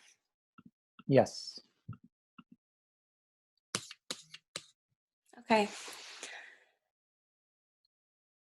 Hi, I'm Lena. I'm in Sarah Dunn and Martin Felson's studio located in Tokyo, Japan. Our project began with the research into a range of Japanese lifestyles. Next. I focused on the Ma lifestyle, of which celebrates the negative space and absence of chaos. Next. Next. Then I looked into the Japanese Shotengai, a bustling street that evolved from ancient markets to modern social and commercial hubs. Next. Next. Next.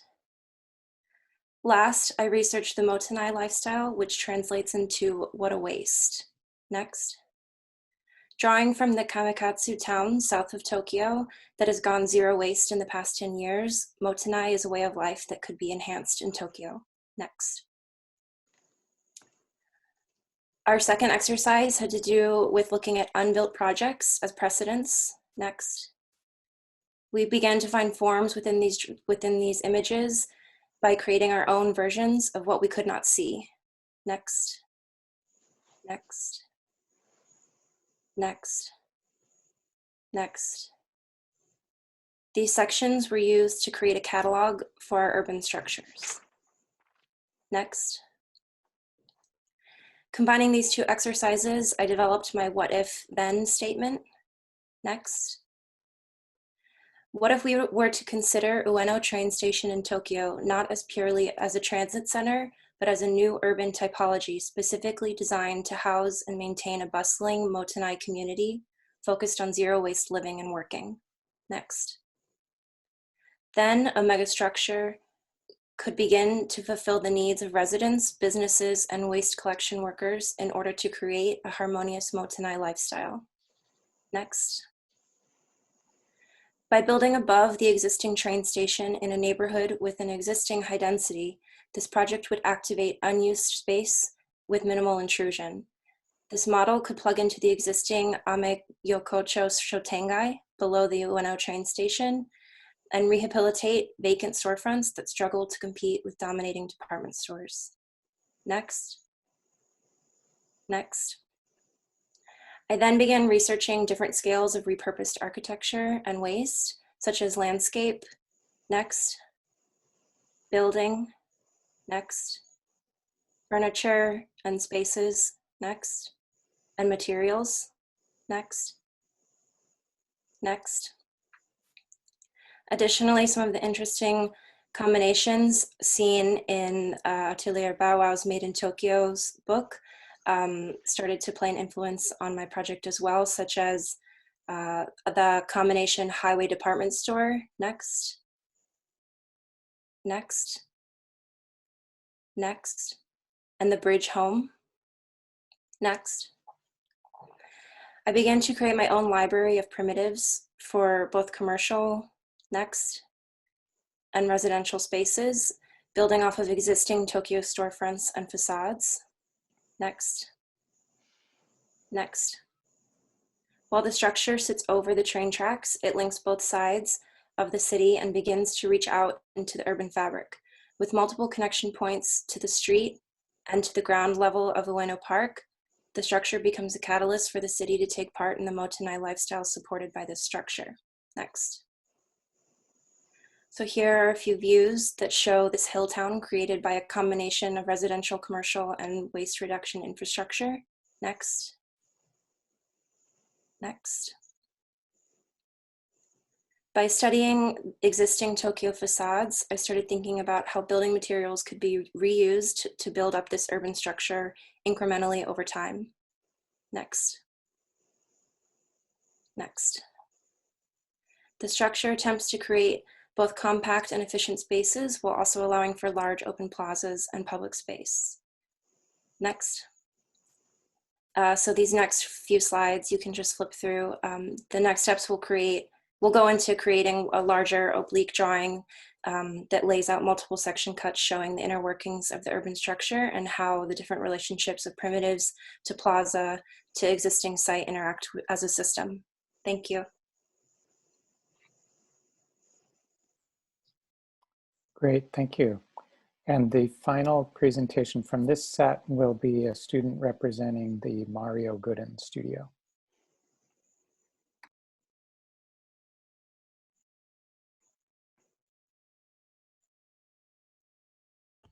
Hello everyone, my name is Benjamin Gomez. I will be sharing with you the work of the water studio led by Mario Gooden. I will be going through a brief presentation of each student's work.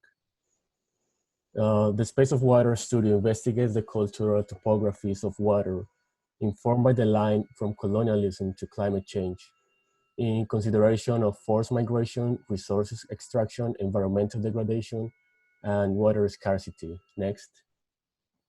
In that sense, students propose a series of projects that relate to those issues, using water as a common factor that relates socially, historically, and environmentally with the context of Cape Town in South Africa, a city that has been known for its relationship with water and the access to it as a main character in the development of the city. Next. So the first project, through the analysis of Tohoku earthquake, focuses on the physical variables of ocean water to interrogate the feasibility of being an aquaterrestrial organism. Next. Jolene's project found that the lack of water in Cape Town Peninsula in South Africa causes dried out soil and fires that encompass and displace indigenous species. Next. This project seeks to visualize interspecies migration movements due to destructive fires, creating architecture that can set on fire to regrow the local fine bush species environments. Next. Sultan's project is focused on studying the wind and the waves direction to predict fish and bird migration at the time of a man-made disaster. Next. He researched about the wide ocean section showing the different species that live in the deep ocean and oil spill near Louisiana that affected migrant birds and the species that live under the Gulf floor. Next. Brandon's project found that as climate change causes drastic shifts in pre-existing movement of wildlife, it is important to follow the human response. From northward fishing migration in Iceland causing international conflict, next, to understanding the efforts of traditional fisher people in Cape Town, next. The project looks to provide a place of learning and growth for scientists, artists, traditional fisher people, and the fish themselves to sustain both environment and their own cultural practices. Next. In this project, Hajir researched on forced migratory patterns in the wake of natural disasters that led to an investigation into the relationship between collective memory, water, landscape, and forced migration in pre-colonial, post-colonial, apartheid era in future Cape Town. Next. The project explores how a divided neighborhood's relationship to water might be re-scripted through the repurposing of colonial infrastructure previously used to systematically govern the distribution of water. Next. Ugur's project aims to remediate the Kuyus River first and connect the part of Khayelitsha Township that have been segregated due to apartheid-era policies and urban development. Next. To this end, the project is laid out as a green belt, blue belt, a connected series of waterways, constructed wetlands and bioswales that connect the existing but neglected parks, urban farms, and community gardens within the township, relying on a pin-type stills as foundation, which bolsters the existing cultural fabric of the township and improves the condition of its water without much intervention. Next. And finally, my project consists on a 2-kilometer long pier that creates a connection between the community of Khayelitsha and the sea. Next. It's intended to be placed 50% on water and 50% over the ground, giving the community a connection to the sea, a connection that has been historically denied by previous apartheid policies and current unequal environments. Next. The pier is a public promenade that intends to give access and restore the right of recreation, education, and energy that the sea has to offer to the community. It hosts spaces for recreation, next, as well as spaces for research and creativity for local foreigner scientists and artists. Next. It is meant to create a strong spatial gesture in the landscape of the zone and proposes a radical and strictly public program that connects both land and the sea with an inflection in the middle at the beach. Next. Consisting of a desalination plant that is connected to a public park, an Olympic pool complex, and for the surrounding settlements. Next.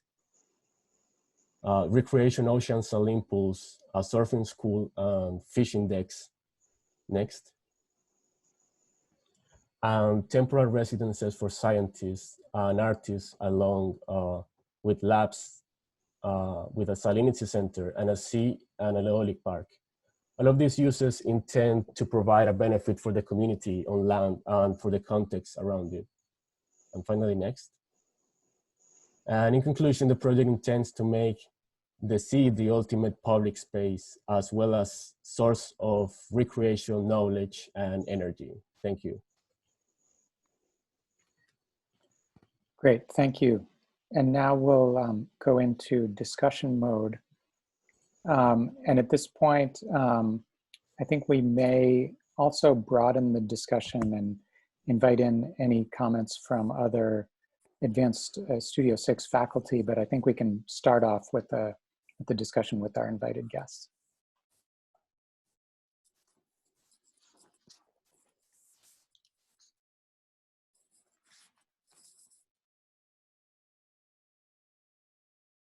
Stephanie, I think you're on mute. Yeah, there you go. Sorry about Thanks. that. I'd say I can jump in first just to offer, a very simple comment, but I thought one element that was really interesting that bridged a few of these projects in a really lovely way that I think responded to some of the earlier questioning was, and particularly I'm thinking of the Tokyo project, the Lima project, and the one in the Amazon, where each of these projects were really trying to make this bridge between personal behavior, elements of that are happening typically in the household, and then really making a bridge out towards social infrastructure and public space. And I think those connections, whether they're dealing with waste in the Tokyo example, domestic labor in the Lima example, which is literally seen as being within the household and hidden from view, or local languages and local language preservation, which one would tend to think of as the work of families, the work of communities. I think it was quite beautiful how each of the projects were trying to figure out what it means to create a space and how to best support those different issues, and taking some of the burden, not taking on all of the burden of larger systemic issues, not completely rethinking waste systems, not completely rethinking the economics of labor in Lima, but saying, is there a way to intervene and create some social infrastructure that can actually address or start to make visible those issues? And I thought each of those projects did that in a very interesting way.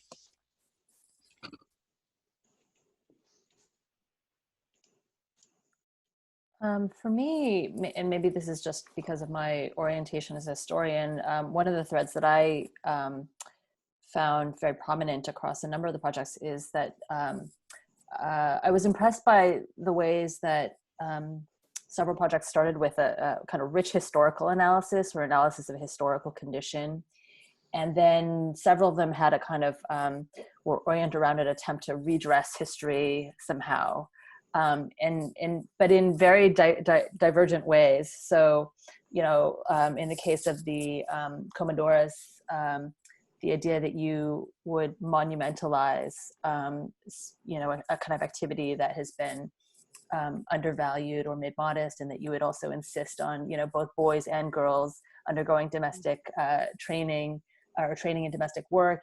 That's a form of kind of redress, and I think, you could sort of trace this idea of sort of analyzing historical wrong or condition and somehow trying to respond to it. In the studio from Mark Wasiuta, the militarization of memory, I mean, in that case, it's sort of like taking this, kind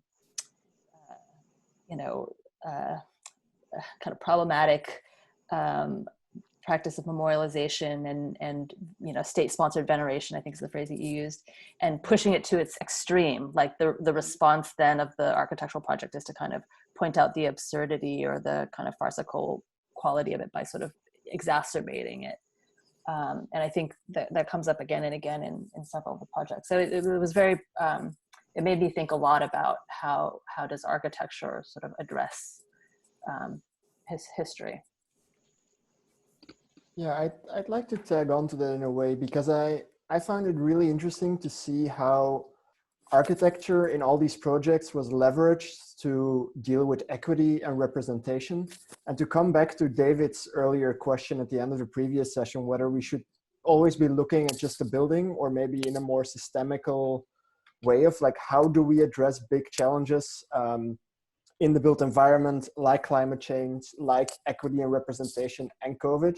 Do we do that just through a building or through looking at the bigger picture? And I really felt that in all of these studios, because there was such a broad focus on, I would say,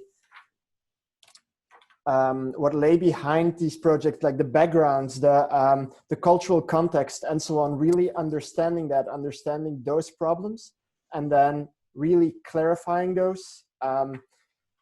It really makes how necessary is actually that proposal for the building. And I think it does add definitely an extra layer, but I'm curious, Stephanie and Irene, what do you think, if that is something that's really needed here, or if we could keep it sometimes on a more abstract level and deal with just the challenges of climate change, equity and representation, or a global pandemic, and not go into that detail of the building.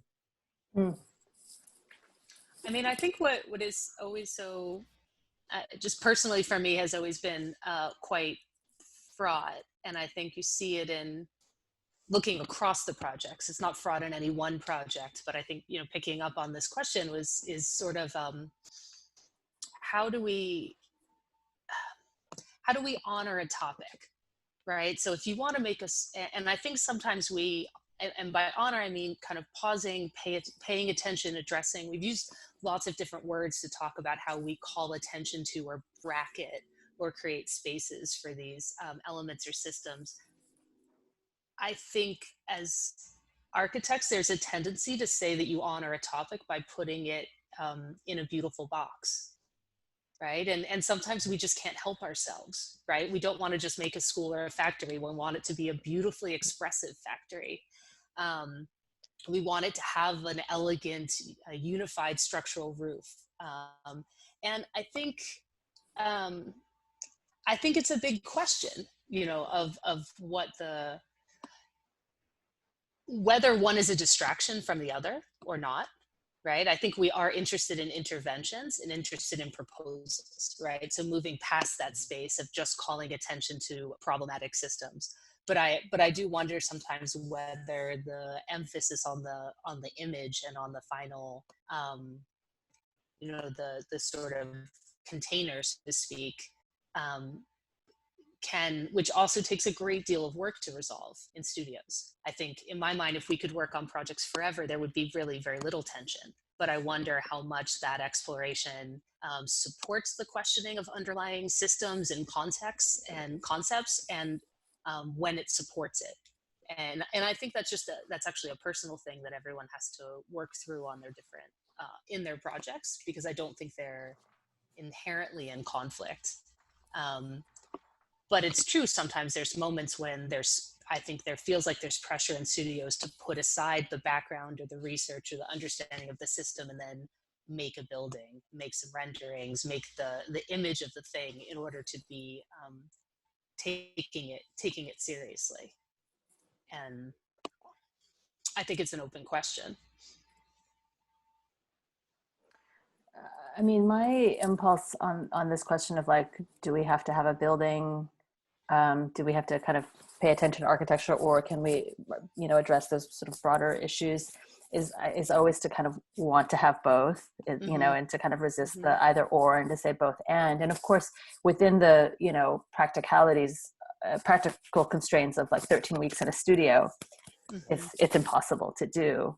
So I think inevitably, and hopefully a student over the course of 3 years will have some, or, you know, a year and a half of advanced studios or whatever it is, we'll have some studios that, you know, spend 2/3 of the semester on that kind of macro analysis of historical and, you know, climactic conditions. And then others where they're also getting to, because they've done that work maybe in another class, get to kind of drill down into the sort of resolving the details of a building. And then of course there are those amazing projects, and I think we've seen some today, that somehow manage to telescope at both scales. I mean, I think one of the ones that stood out for me was, I think the project that Wanya presented, the factory, where it was kind of processing construction waste. And so, you know, doing this kind of analysis of construction waste in New York City and the kind of problems generated by that, and then zooming in and showing us the kind of detailed, you know, sort of almost the stations within that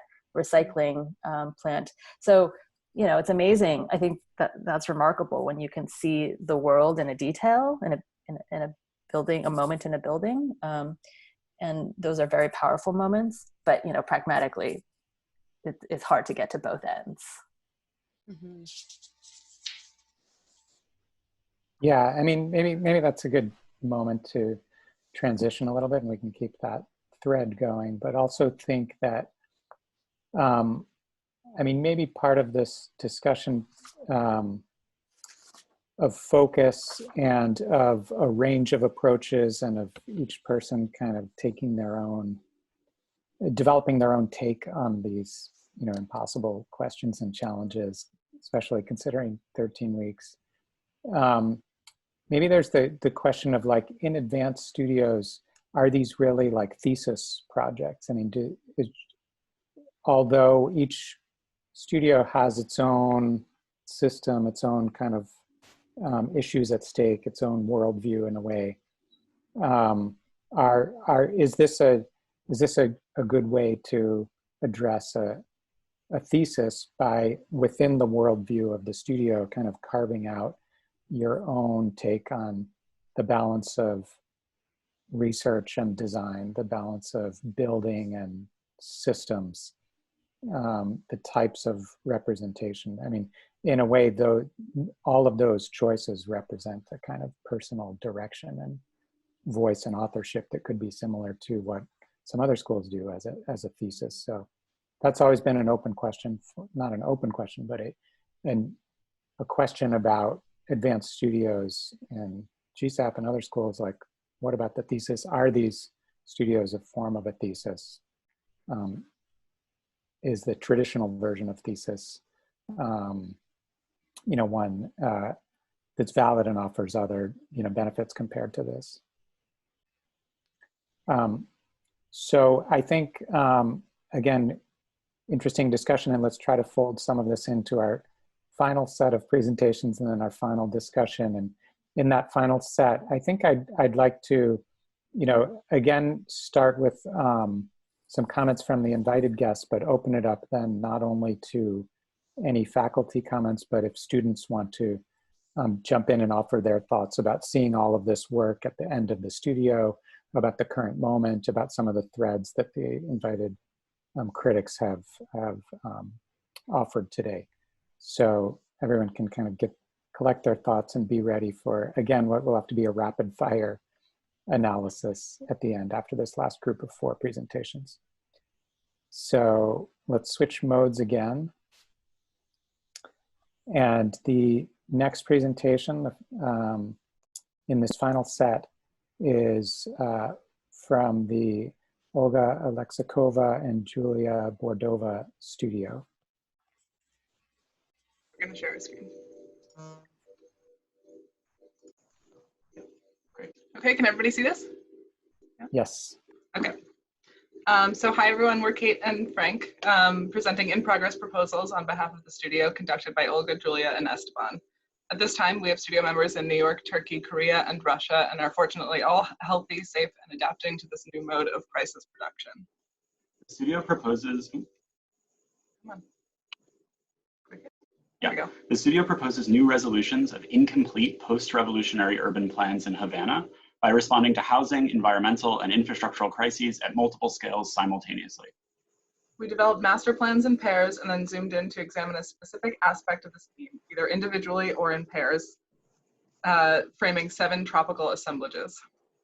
The first, and the Antonio Gutierrez suburban housing development is transformed into a forestry production site in which locally planted ipe, palm, and bamboo provide sustainable building materials.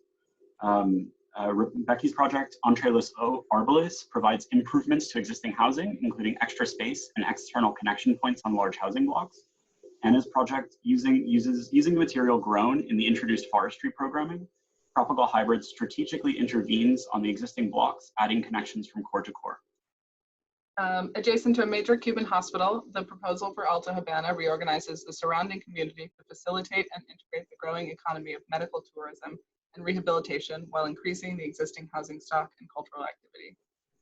Sojan's project, Culture and Rehabilitation Complex Building, combines culture and rehabilitation programs into one building for patients, medical tourists, and locals.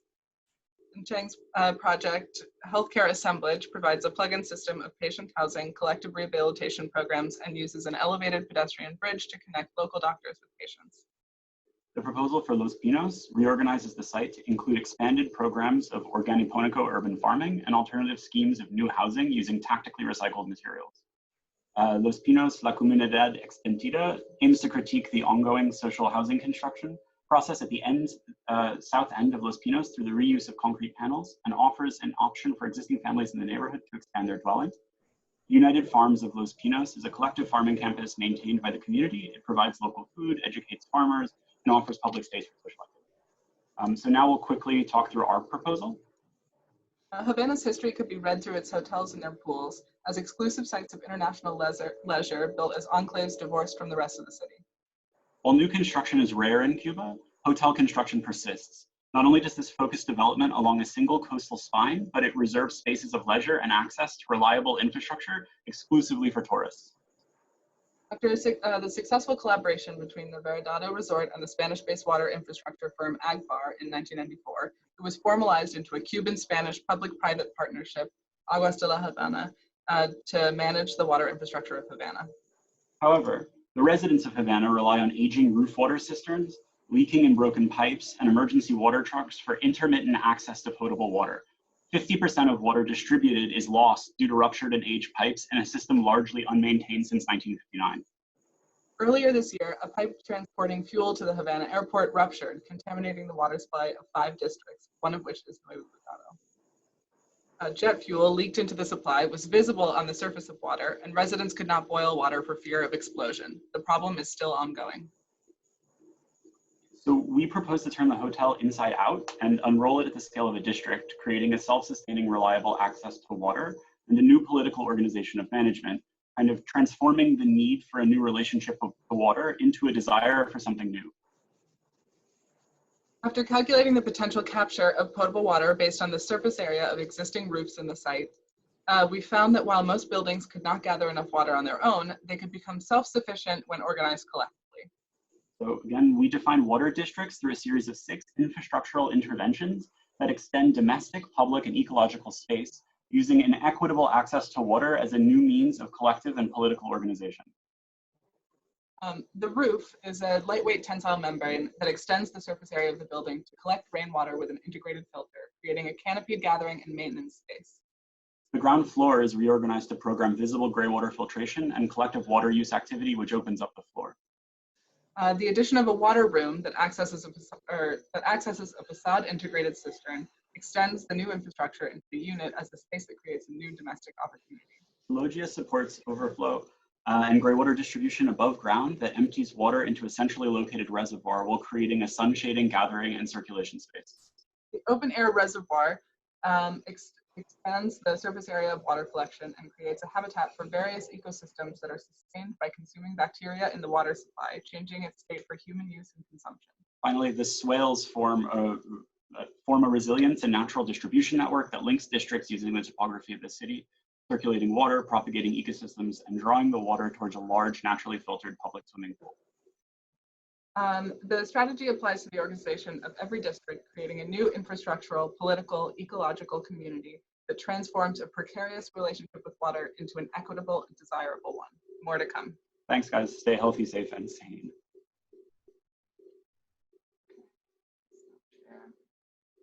Great, thank you. The next presentation is from the Michael Bell Studio.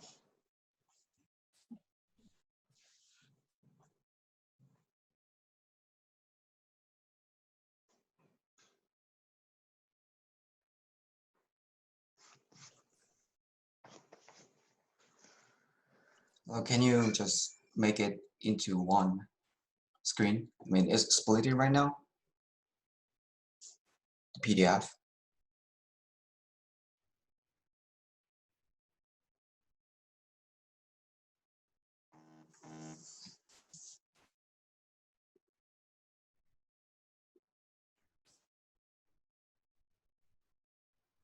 Is that Can you better? comment L? Your Mac system, right? Comment L, can you put it? Yeah, it should be one screen, but it's not now cut off. It's showing up as one screen on here.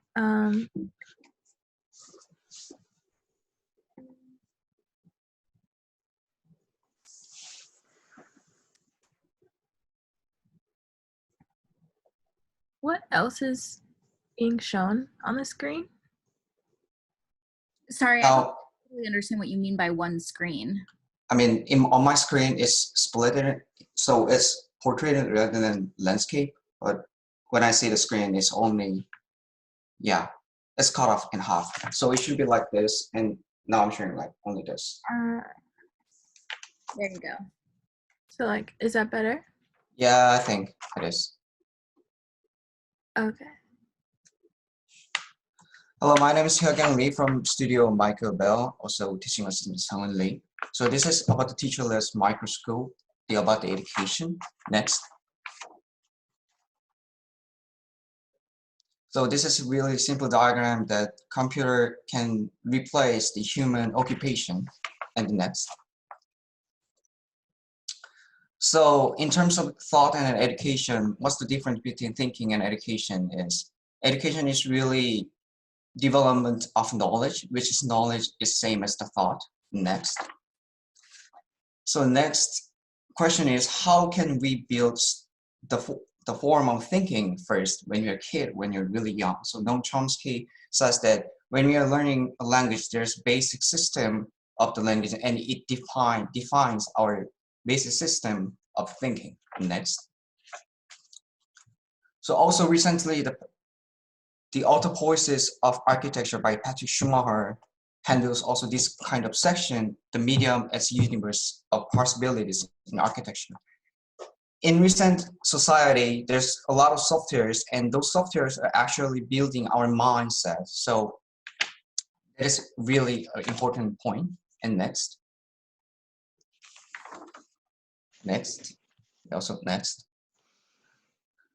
So the exercise about the transcribing those new points of the historical buildings into mine in the next. So I picked the two buildings, the Garrett Better Shelter House and the Zaha Hadis the Peak. So it's more like drawings rather than buildings. Next. Next. So in order to transcribe the Garrett Better Shelter House, I have to understand what's the process it make them as it is. So it is really important how each Garrett Better Shelter House process the site. Next. So actually the first mass models of the Garrett Better Shelter House is actually just wood block mass rather than many surfaces in it. Next.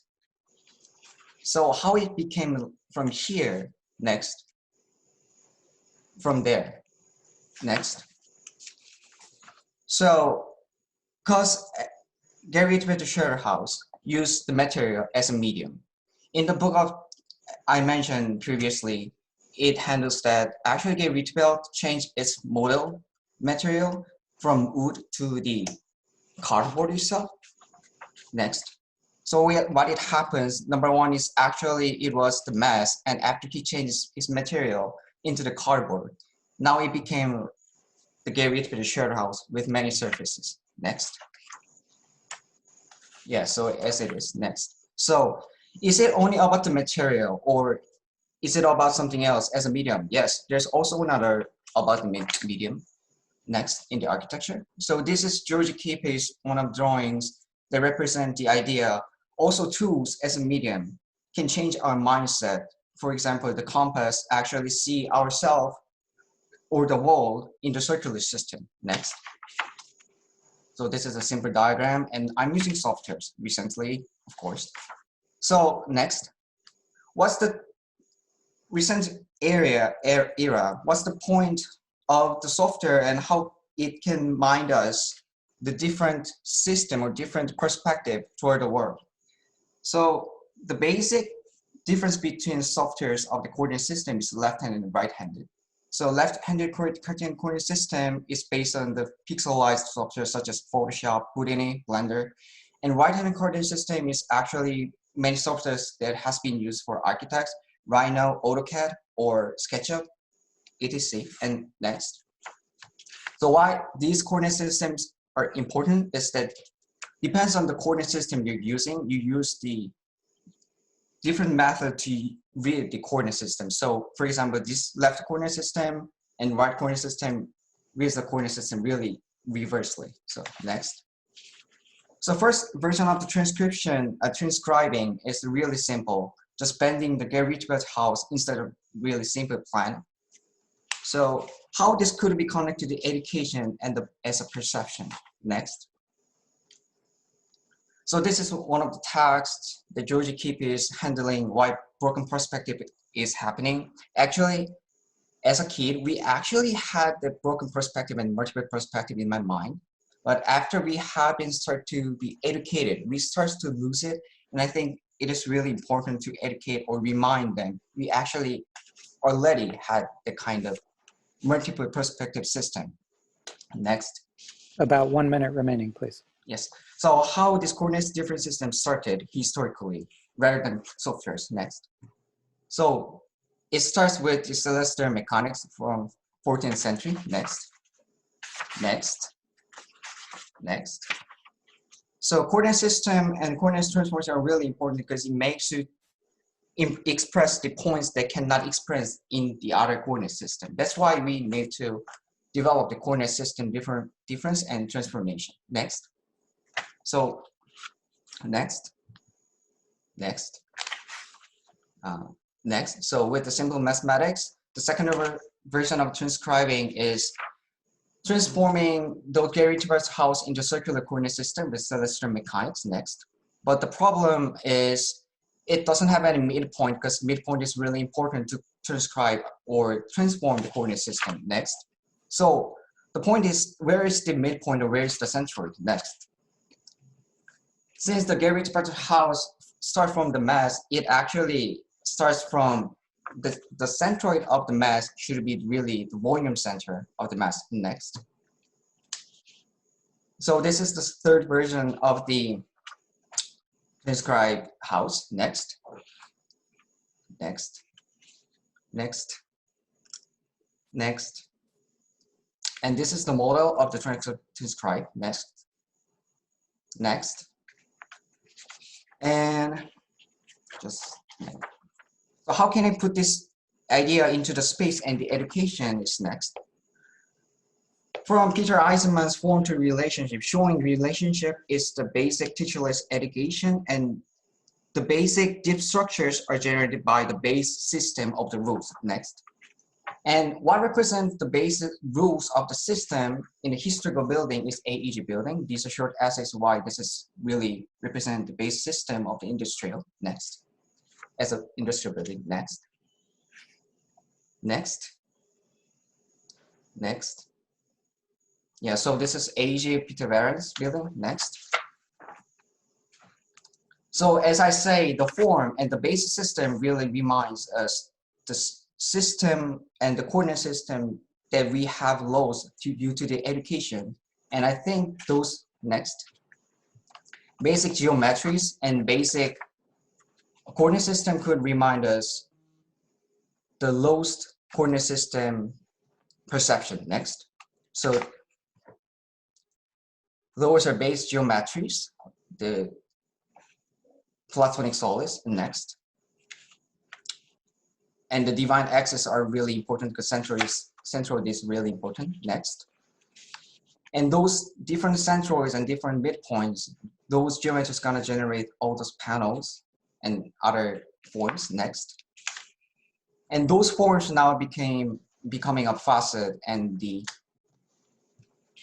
architectural furniture of the AEG building as a microscope panel itself. Next. Next. Yeah, so this is inside. Yeah, those are references. Next. It's done. Thank you. Thank you. The next presentations, we have two more. The next one is from the Tolla and Giuseppe Lignano studio, the low-tech studio.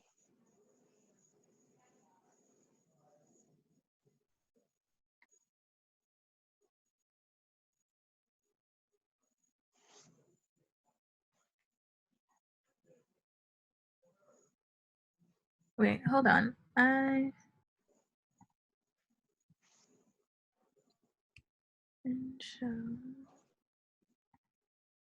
can just introduce myself while Skylar, you're doing that. Sounds good. And Skylar, if we need to go directly to a presentation, Anam, would you be able to share from your screen if for some reason we don't? Yeah, I could try. Yeah, sure. Skylar, what do you prefer? You can tell us. I think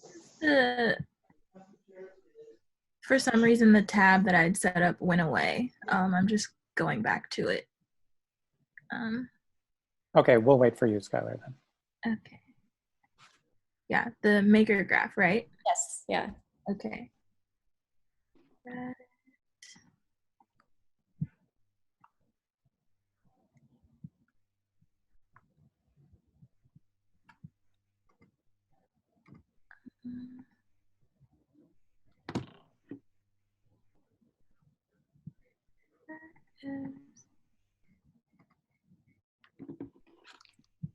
Anam, you could go ahead and introduce yourself. And Yeah. Hi, everyone. My name is Anam. I'm part of the Maker Graph Studio, which is run by Tolla and Giuseppe Lignano.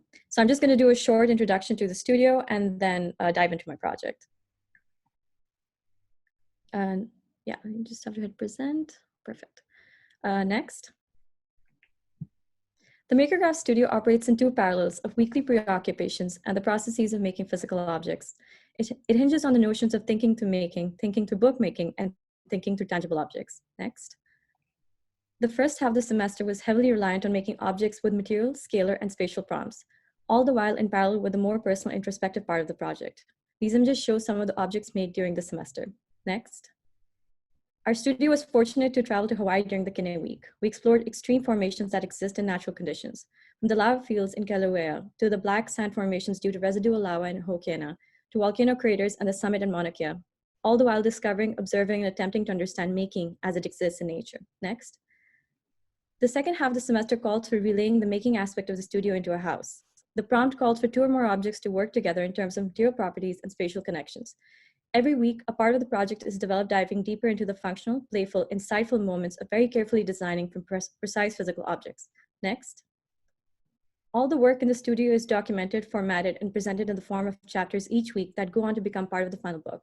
The book is the main process of collecting, viewing, and retaining the information in hopes to inspect and detect our most intuitive methodologies of designing. Next. Next. My book is titled Home, Objects, Notions, and Other Things. It asks a pertinent question of what home means to me.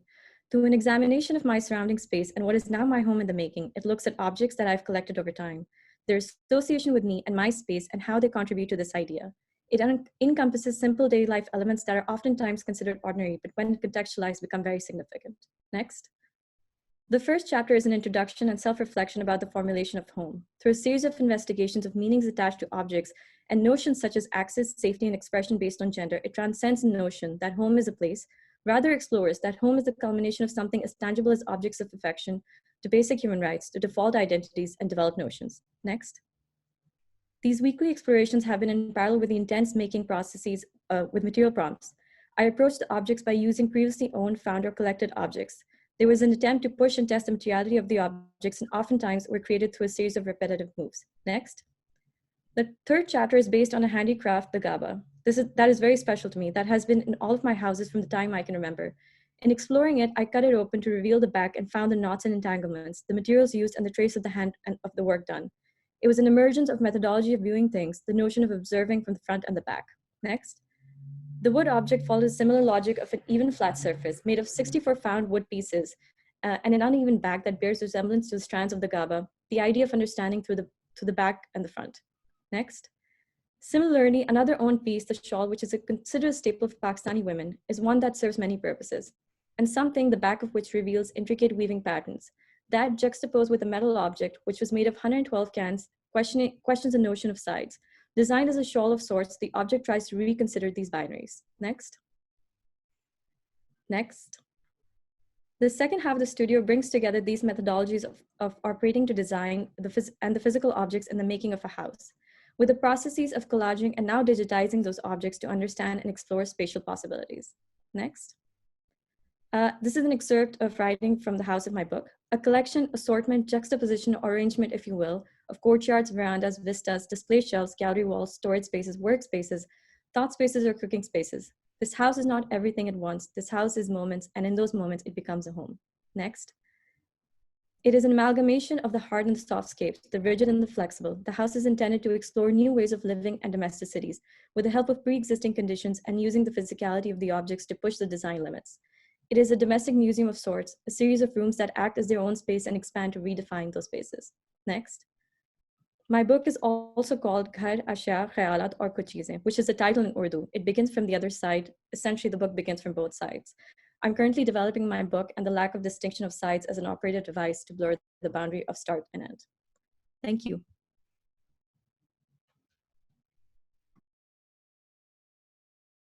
Thank you. And finally, for our last presentation of the day, a student representing the Juan Herreros studio. Hello. Hello, everyone. Deploying the archive. Cultural decentralization through archival programs. The history of Spain can be seen as a story of unification and centralization. The story about the construction of a unified identity through symbols and infrastructures. This condition generated a division in which a few large cities are the main beneficiaries and for which the rest of the territory acts. Wait, are you trying to say something? No, we were going to introduce ourselves. Sorry. That is, yeah. We are Guillermo and Alex from Studio Herreros. And well, as you see, we are going to present our project deploying the archive using a video. And was the sound working? Yes. Yeah. Sure. I'll press play again. The back of the house, enabling them to function properly. In this framework, we can understand our area of work as a fragment of this back of the house condition. This fragment contains almost abandoned villages around infrastructures, with practically no relationship to them. Infrastructures such as reservoirs, bridges, dams, windmills or dump plants which despite being in use, are not able to mobilize the surrounding population. In this territory we also identify the centralization of memory, where the majority of Spain's cultural institutions are in Madrid, archiving culture by containing 14 of the 23 museums administered by the state government, including Reina Sofia, El Prado, and Thyssen-Bornemisza. Culture can be the ideal vehicle to promote decentralization, capable of mobilizing people and funding. In the confluence of decentralization, identity, and memory, architecture emerges as the one kind of historical artifact that could not be archived only in the large cities, where museums, theaters, and libraries may not be present. Castles, monasteries, and churches are plenty. Among all these infrastructures, the bullring stands out as one that represents both tradition and modernity. An icon multiplied throughout the Spanish territory, an architectural typology with unique shape and measures, loaded with historical, political and social values. Utilizing the repetitive and constant configurations and dimensions of the bullring, we propose to build a network of archives through the empty Spain, the Spanish's back of the house, to create new opportunities in this territory. From the constellation of villages and bullrings spread along our fragment, we propose to create an initial network of 3 villages located within 10-kilometer radius to function as a larger entity. In the future, this constellation can expand to other bullrings of this area, and even to the whole of Spain. In these 3 villages, we propose 3 monuments to resignify both the archive and the bullring. These structures will change the landscape in the villages in which they are implemented, creating a new relationship between memory and intervention, as a new symbol of the decentralization of culture.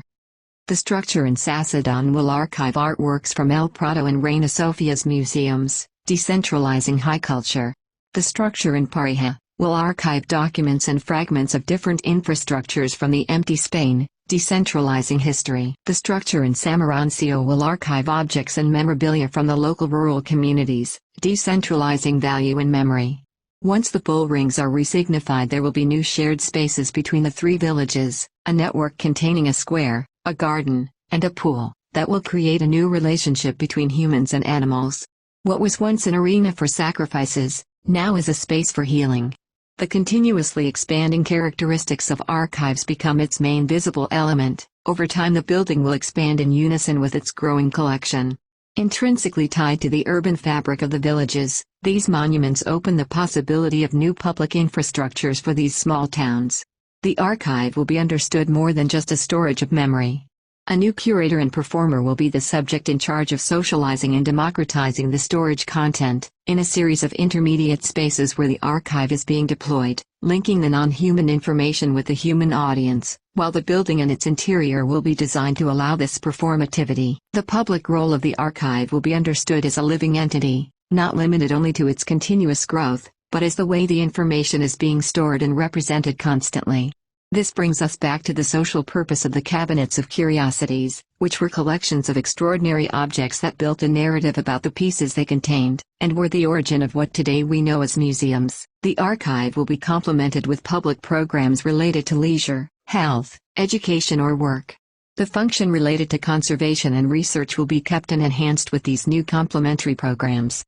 The interior of the archive will multiply the spaces to read, research, and interact within the performative areas. Instead of understanding the archive as a warehouse, in other words, a repetition of fixed and stable slabs, the space will be altered to allow new spatial arrangements and programmatic configurations, in this case, a series of hanging asymmetric rings. The central area and the spaces in between the rings will allow congregations and movements of people without foregoing security and conservation conditions. The circulation around the information and complementary programs will be the input to link the different levels, allowing a series of non-repetitive movements.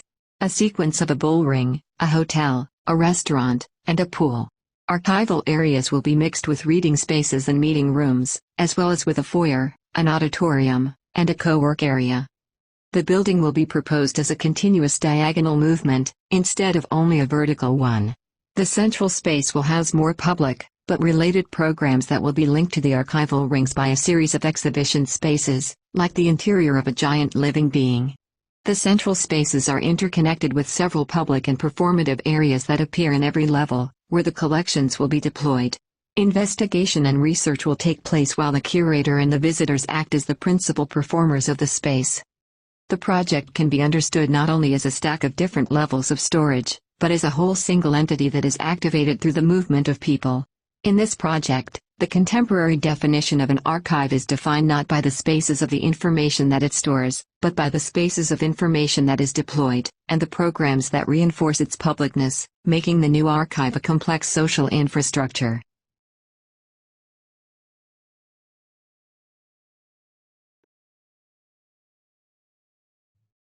Thank you. Great.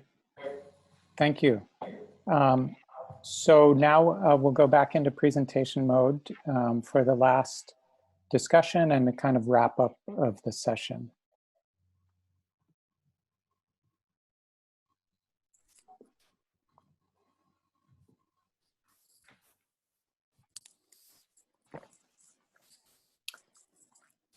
I'd maybe like to start by yes, go ahead. By just saying that I am truly amazed by the amount of work and quality of drawings and quality of visuals that were produced by all the students. And I think especially during this challenging time when everyone had to move during the middle of the semester and like group work and the normal studio environment didn't function as it normally would have, I am truly amazed and I want to congratulate everyone on their work. And then I really appreciated this last presentation and its focus outside of the city. I think that almost all the other projects that we have seen were set in an urban environment, maybe with one or two exceptions. So I really like this thinking about how do we take our focus somewhere else, and how do we look at indeed those cultural powerhouses and take them away. So I found that very inspiring.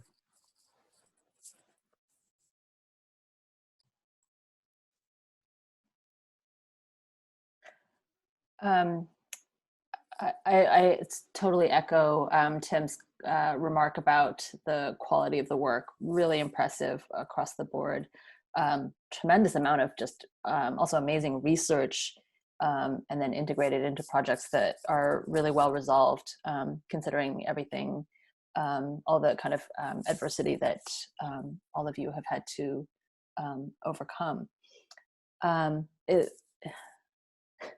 So since this is the last discussion period, if I can kind of free associate for a second, I was really struck in the last presentation that the entire presentation was this video or film that was narrated by this machinic voice. The machinic voice was very strange to me, or interesting. I mean, it was intriguing. And it was then, so I then started thinking about sort of, going back to our earlier discussion about who's the public or who's the subject. And, in some of the projects today have, incorporated animals, materials, kind of broader range of subjects. And I was just thinking about sort of like a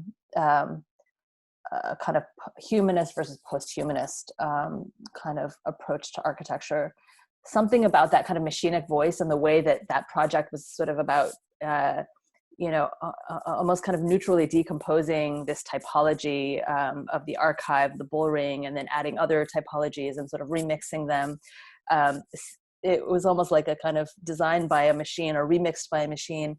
And oddly enough, even the previous project, the house, even though it started with these very personal reference, the kind of end product also, because of the way that it sort of deconstructs the house into a series of objects or moments or rooms, also strangely is sort of like really getting us away from, kind of a traditional humanist conception of the house as a kind of, cozy space or, adapted to particular subjects. And of course, with the teacherless micro school that, and the opening question of like, can machines replace humans, particularly around kind of learning and teaching, which is a problem that is kind of confronting all of us right now.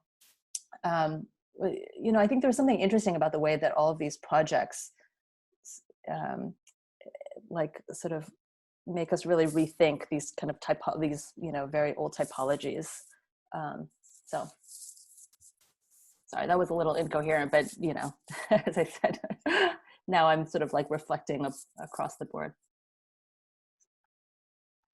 At this point, it's fascinating to see so many different projects and studios all at once. It's my first time seeing this format in Supercrit. I'm finding it it's actually really wonderful to see these through lines between the different studios, but also sort of take as a given this like many different ways of exploring a project, right? And finding your way. I'm still really thinking across all these projects to David's question earlier about modes of research. And I think what that had made me take it a little bit of a different direction was what are the ways in which we really explore a site. And I don't mean the literal, territory of this site, but a site, in its most expanded sense, a site which is physical, social, cultural, ecological, and economic, all of those different layers. I think I wish I could talk to all of the students right now and hear from you how, being in a studio, I know my students right now at Penn are really struggling with this question of how to continue to explore site when you can't go there, or when some of the traditional methods in which we are maybe accustomed to accessing information have been taken away from us, right? And I think it's an interesting time to really think about those tools, because hopefully we will not be isolated forever. But it really also makes me think of how different types of information are always actually mediated or have varying accessibility at different times. So it really strikes me that a lot of the projects feel very, very grounded in architectural history, in precedent buildings. Some are really delving into, as we've talked about already, cultural context or historical events. Some are grounded in literature.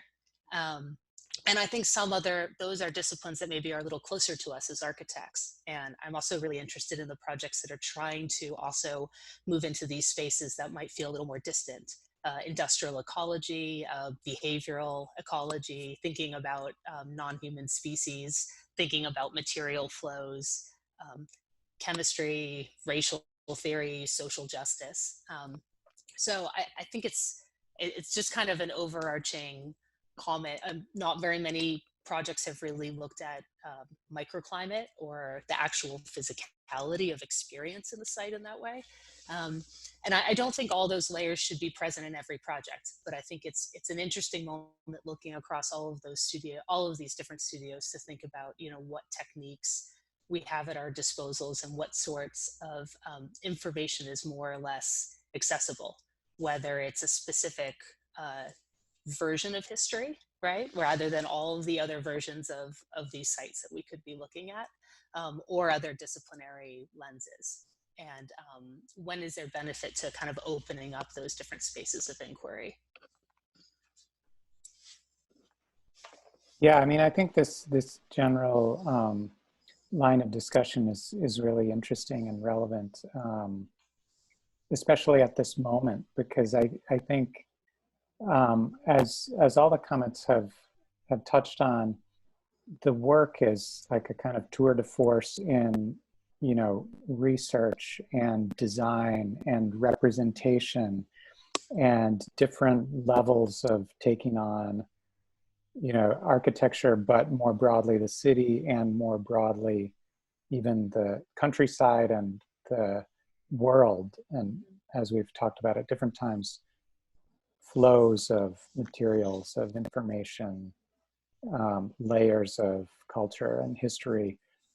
And, you know, one way of looking back at all of the presentations over the afternoon is to just be kind of in awe of not only the diversity of projects, but of the diversity of skills that each single author must have had in order to execute this, you know, really clear and concise presentation, you know, using a whole range of, you know, skills and expertise. And I think, like what you're saying, Stephanie, there are some that may have been a little underrepresented today as a whole. There are some probably that each author has that they didn't use in that single project. But as a whole, it's kind of hard not to be impressed by the range collectively and individually of the kind of skills we saw. I know we've gone over time, and I feel responsible for that because I was probably not as strict a timekeeper as I intended to be. So I did want to give, you know, one quick opportunity if there are other professors on the line. I know that, you know, everyone can, if they want to, see the list of presenters, and I'm very happy to see that many faculty have joined today, and a lot of students. I know some people had to drop off a little bit early. But let's see, is there anyone who wants to make a kind of question or a comment before we start to wrap it up?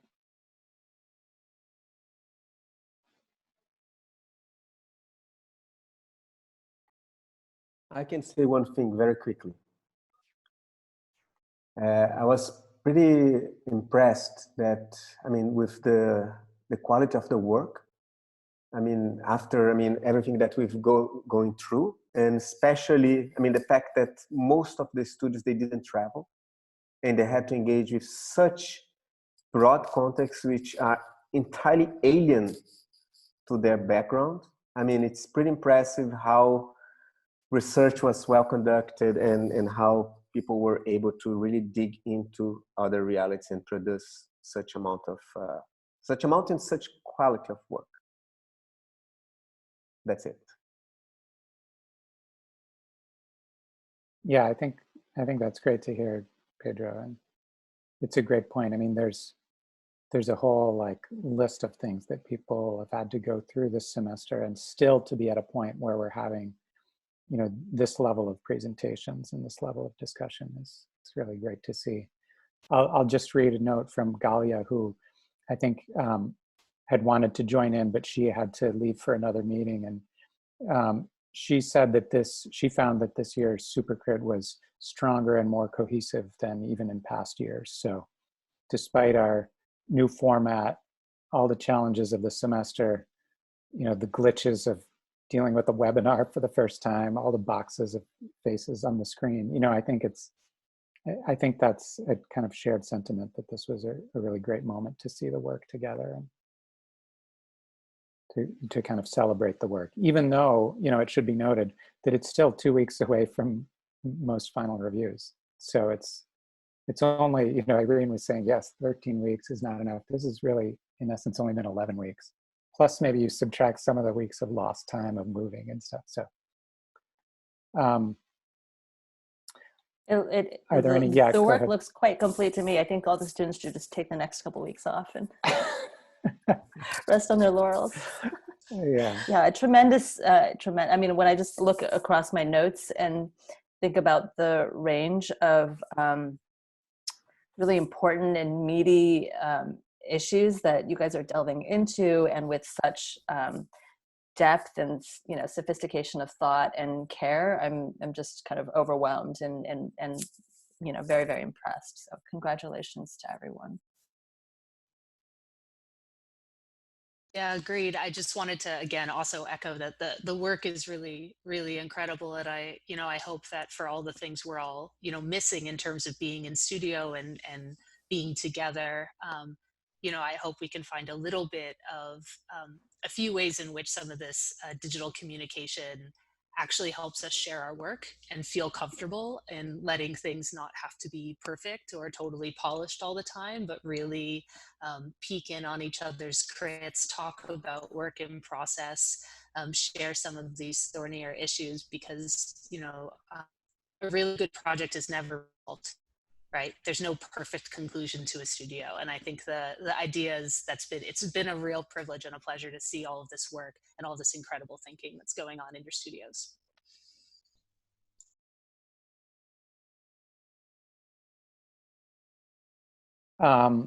Okay, I think that's a perfect way to end it. I do want to thank you know, all of the students, even the ones who didn't present, for kind of producing this, you know, great body of work, for engaging the discussion, for being here on this kind of session, even though it's, you know, late on a Friday. Many of you are in different parts of the world. I want to thank everyone for bearing with us during some of our technical difficulties of this new format for the Supercrit. I want to send a big thanks to all of the presenters for staying cool, going with this format that we kind of imposed on you of having to say next for most of you, and submitting your file in a way that was a little bit thrown upon you. And especially to Irene, Stephanie, and Tim for really engaging with such kind of clarity and insightfulness these projects and all the kind of diverse worlds. So it's really a mind bender to kind of jump into all of those different worlds. And it was great to see the threads of topics that you raised, you know, kind of connecting the dots a little bit between the projects, but also giving some very specific and relevant comments to individual people. So,